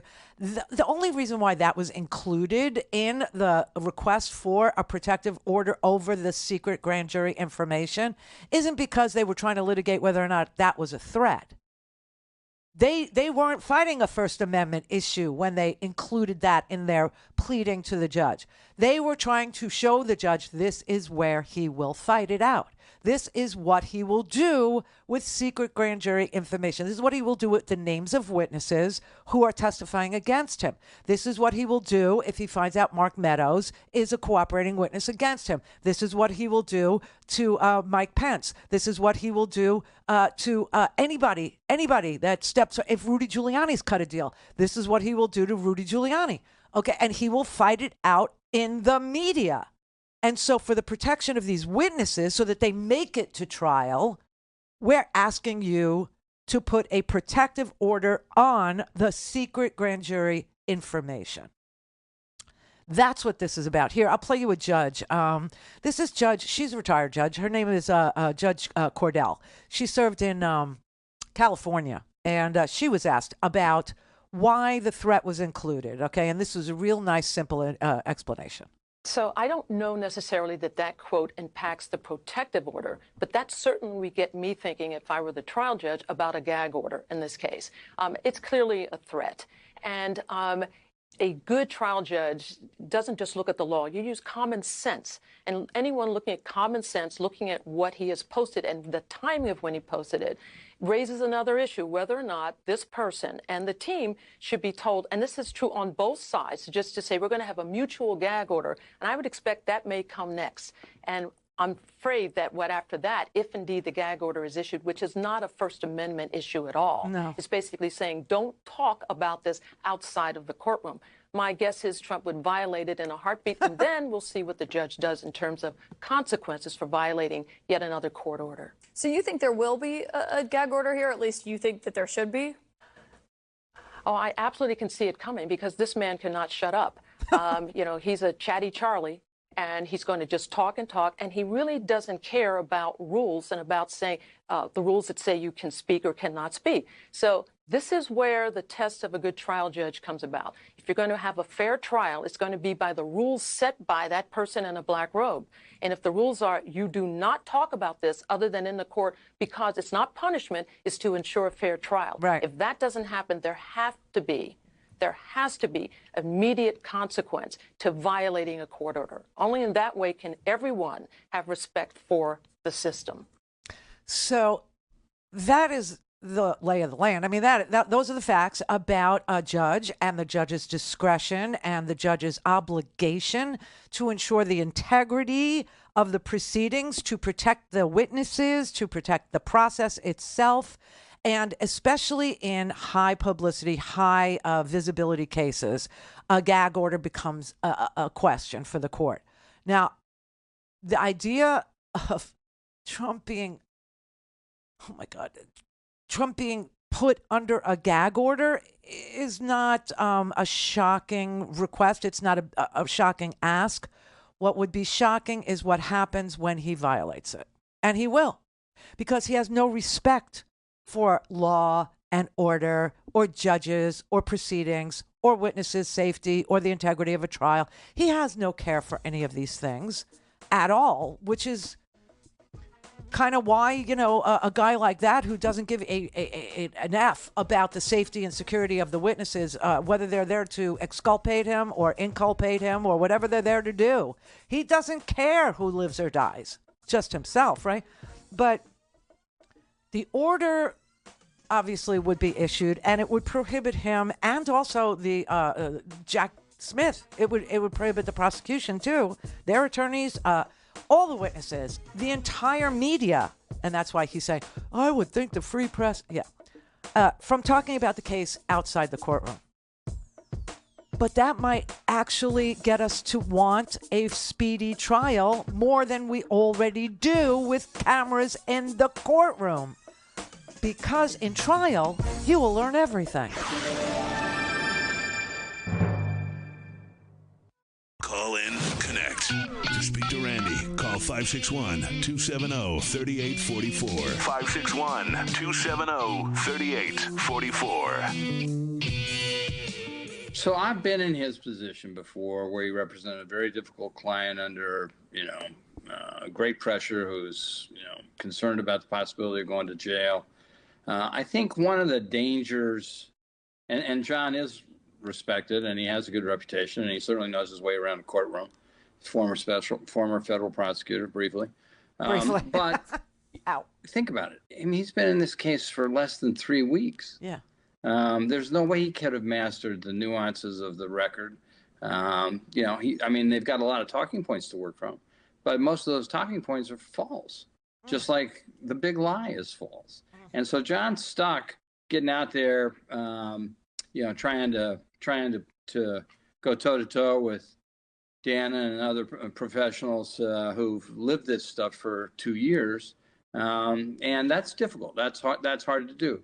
And that he also admitted a couple of things that I think will come back to haunt them in terms of requests of Pence and an acknowledgement that they did want to delay the vote. So I think it's dangerous to be out there. Trump has needed somebody in charge. John seems to be taking charge, but he also needs somebody who can effectively communicate with the media with a finely honed message. And this message is a little awkward so far. Yeah, the reason why this message is so awkward so far is because Donald Trump, A, has not been charged with any First Amendment violations. But now you can see why Laura wanted to go down the First Amendment road. He knows that Donald Trump is telling him, Donald Trump is commanding him not to be the best lawyer he can be. Donald Trump is commanding John Lauro to say his First Amendment rights have been violated so that there will be no gag order, and Donald Trump can be his own lawyer on social media. Donald Trump can be his own lawyer through witness intimidation, through, scaring people, through mafia tactics, okay? I tell a guy to push a button, he pushes a button. This is the way Donald Trump is, and he needs the info on the witnesses so he could put their lives in danger, right? Think about what happened to Nancy Pelosi's husband. Why did that happen to Nancy Pelosi's husband? Okay, think about what happened to Comet Ping Pong and Pizza. Why did that happen at Comet Ping Pong and Pizza? Right, because they spread conspiracy theories. And Donald Trump wants to do that with the witness testimony. He wants to try it himself.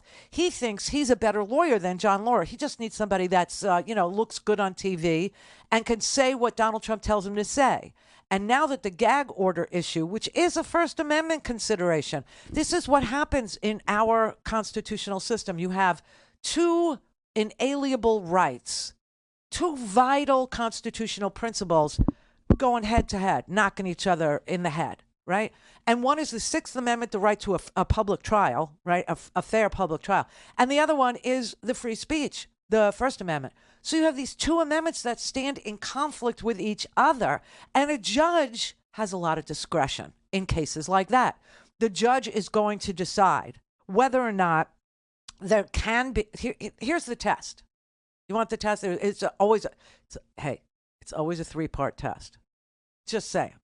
This is why the law is it takes 3 years to learn it. Okay, this is why. There's always a three-part test over here.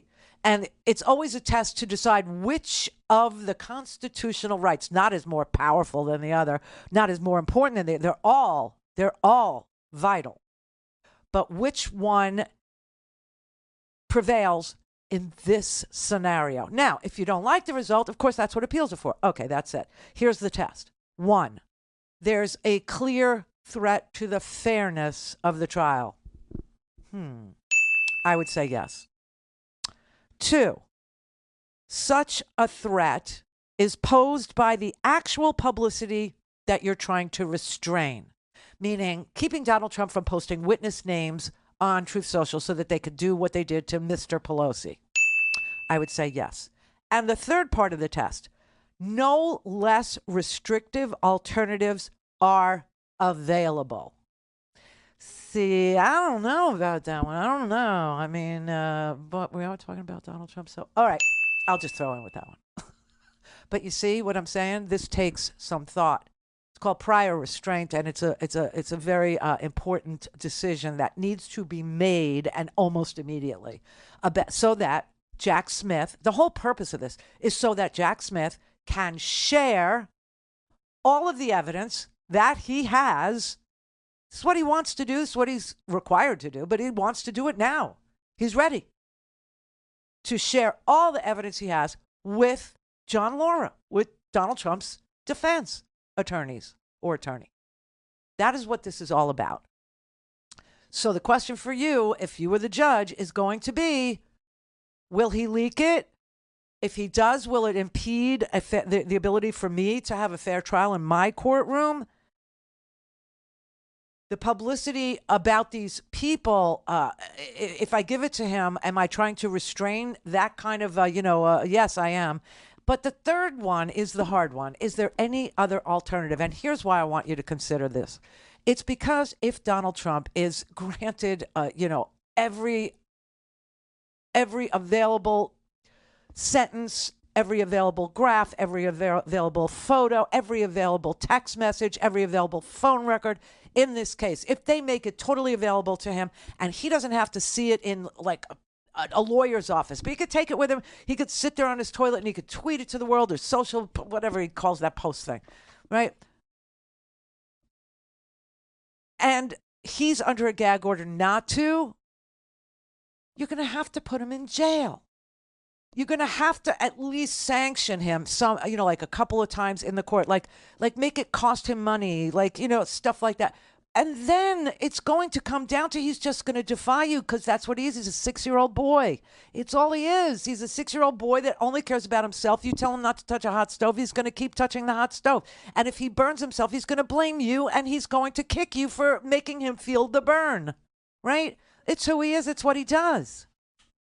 And he's a bully on top of it. And if you give him this information, he will bully every single solitary witness against him to the point where they will not want to testify. They will, some of them are doing it under deals that they've made so that they don't get prosecuted. They'll say, it's better I go to jail. It's better I do.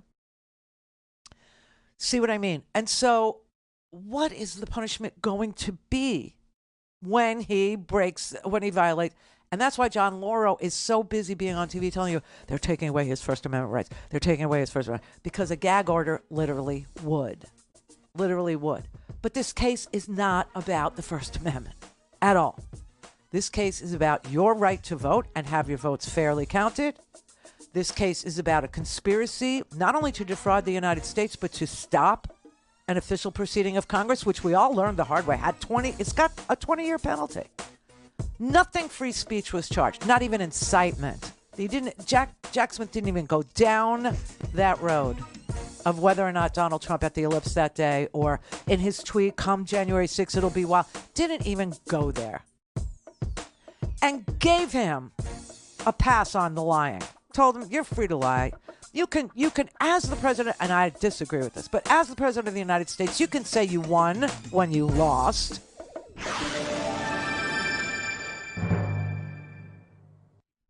This is the Randi Rhodes Show. To speak with Randi, dial 561-270-3844. That's 561-270-3844. The former president's lawyer, a new lawyer, John Laura, is defending the president's actions, obviously. He says a technical violation of the Constitution is not a violation of criminal law. Does that make sense to you? No. And he admits that the president violated his oath. Think about that. The President of the United States promises to preserve, protect, and defend the Constitution of the United States. His own lawyer has admitted he violated the Constitution. I want to play something he told Laura Ingraham on Fox last week. What President Trump said is, let's go with option D. Let's just halt. Let's just pause the voting and allow the state legislatures to take one last look and make a determination as to whether or not the elections were handled fairly. That's constitutional law. That's not an issue of criminal activity. Did he admit the president committed a crime? I mean, because the president is charged with corrupt obstruction of an official proceeding. Right. He did. And let me say what else he did. He's opposite of what the evidence is. Mike Pence has been very clear about this. He said the president didn't ask him to halt or pause. He said that he was asked by the president to reverse it. Throw them away. To reverse the result. Right. And that's what Mike Pence is going to testify to. I suspect that's what he's already testified to in the grand jury. We don't know for sure because those matters are secret. Right. But I suspect he hasn't said anything different to the grand jury. Do you think Mark Meadows is going to testify? Oh, I've said all along, I think Mark Meadows is already a cooperating witness. He has all the looks of a cooperating witness, running into coffee shops away from the press. And he's disappeared in the indictment. I mean, he's referenced once or twice. Right. But So when you didn't see Mark Meadows as an unindicted co-conspirator, and you see absolutely no mention of him at all. How devastating do you think his testimony could be? It could be the worst testimony for him outside of the family members. Oh. Because Mark Meadows was with him constantly during that period of time. And involved in all of it, in Georgia, in the electors. He was a very involved chief of staff in my experience. He made sure he was in every meeting and every conversation. So, and we remember there are hundreds of text messages that he turned over to the special counsel that he kept. Right. Because Mark Meadows started cooperating and then he withdrew his cooperation because he was intimidated or threatened or extorted by Donald Trump, who apparently would like the information that Mark Meadows turned over in the secret grand jury proceedings. And we know Mark Meadows had to turn over secret grand jury information because he's not an unindicted co-conspirator. In fact, you know what's very important about this indictment? It's not just the 6 names that we all, went to great lengths to, identify for ourselves and for, if you have an audience or if you're, a person on social media and you're, trying to solve the riddle of the mystery of the indictment and who these unindicted co-conspirators are. You spent a little time, knowing, okay, 1 is Giuliani and 2 is Eastman and 3 is Clark and 4 is, Cheeseborough and 5 is, but what's more important is who's not an unindicted co-conspirator. Mark Meadows is not. Meadows is a rat. This guy's a rat. Yeah, well, that means Ivanka's a rat, too. That means Jared Kushner's a rat, too. How fun was that just to hear him say that? Could be the most damning witness outside the family. The family. The family. And Jared was like sitting on Donald Trump's lap through the entire Donald Trump administration. Jared used that administration to ignore a $2 billion payday to himself by taking our secrets and selling them to the guy who wants to be the next king of Saudi Arabia. I mean, walked away with $2 billion, and Donald Trump got himself a golf tournament, right, to come through his golf clubs. But Jared's not mentioned. And he testified before the grand jury. Ivanka's not an unindicted co-conspirator, and she testified. We know she did. Also, what's her name? Cassidy Hutchinson, right? Her testimony had to be devastating because we saw what she testified to in front of the January 6th committee. So all these people that are not named, those are the people that the court is also trying to protect, right? To make sure they make it to trial alive. So that's all real interesting, too. And then one last thing that Christy pointed out that I just loved. You want to hear something that's going to make you feel all fuzzy and warm inside? It's going to make you feel really, really good? Check out this little clip, okay? By the way, when you're a criminal defendant out on bail, and let's focus on that. He is now out on bail in 3 different jurisdictions, New York, Florida, and Washington, D.C. We have a front runner in this race who's out on bail in 3 jurisdictions. That's pretty delicious. And what happens, though, when you're let out is that there are restrictions placed on you for you to stay out. And one of the restrictions that was placed on him was no contact or intimidation of potential witnesses. He's saying, if you go after me, I'm coming after you. His lawyers are now saying that post was that was generalized political speech, not directed at anyone. Well, of course, that's what they're going to say. Because what they really feel like saying is, oh, my God, I can't believe he did that again. I love that guy. I could listen to that clip and it could just, soothe me into a deep, deep, lovely, melatonin-induced kind of a sleep. Like a really good one, like when you take 10 milligrams of the time-release melatonin. Oh, Natrol, the best. And I don't get any money from them for doing that.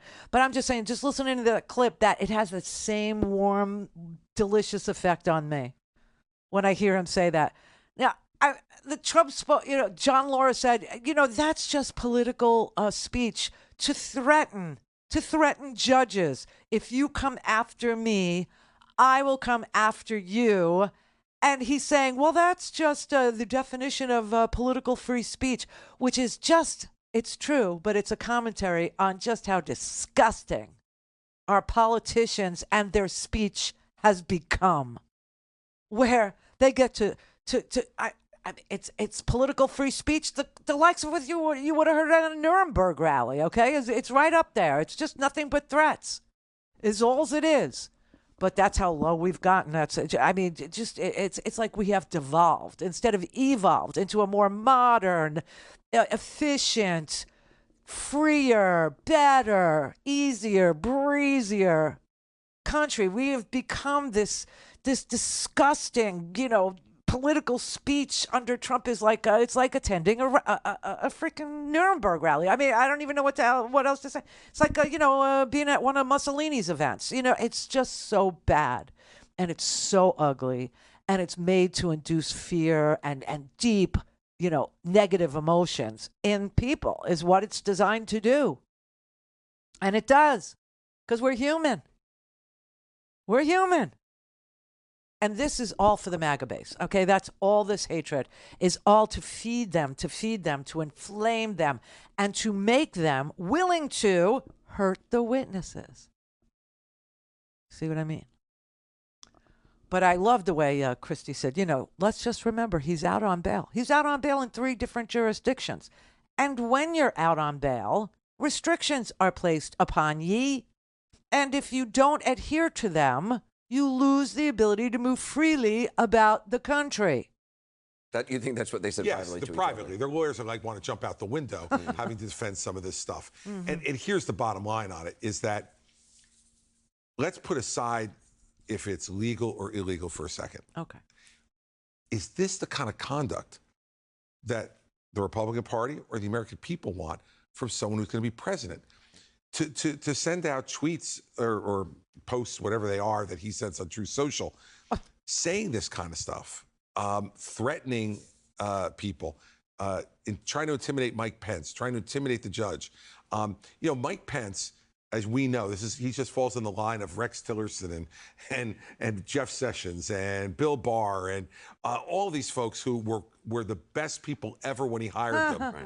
And then as soon as they say something that extraordinarily loyal also to him. Yes. And as soon as they disagree with him, then they become the worst people on earth. The things he wrote about Mike Pence. Look, I'm running against Mike. I want to make sure I beat him and I become the Republican nominee. But he doesn't deserve that.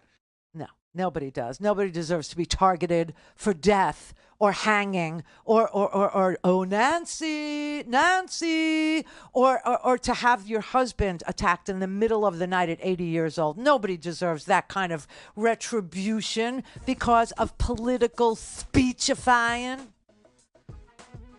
No, and this is not what America needs. Or, listen, there's a tiny little sliver. But that's the sad truth, that it only takes one. It only takes one idiot, one lone wolf, one guy from North Carolina to shoot up the ping pong parlor. It only takes one lunatic, fringy guy to go into the clock tower. It only takes one idiot to go, knock on Nancy Pelosi's door at 3 o'clock in the morning. And then the freaking right-wing media defends the attacker. Oh, well, he was the lover of Nancy Pelosi's husband. I mean, this is so sick and so bad and so twisted. And it's making us less free and less modern and less good and less, less of a shining city on the hill. To use another political cliche.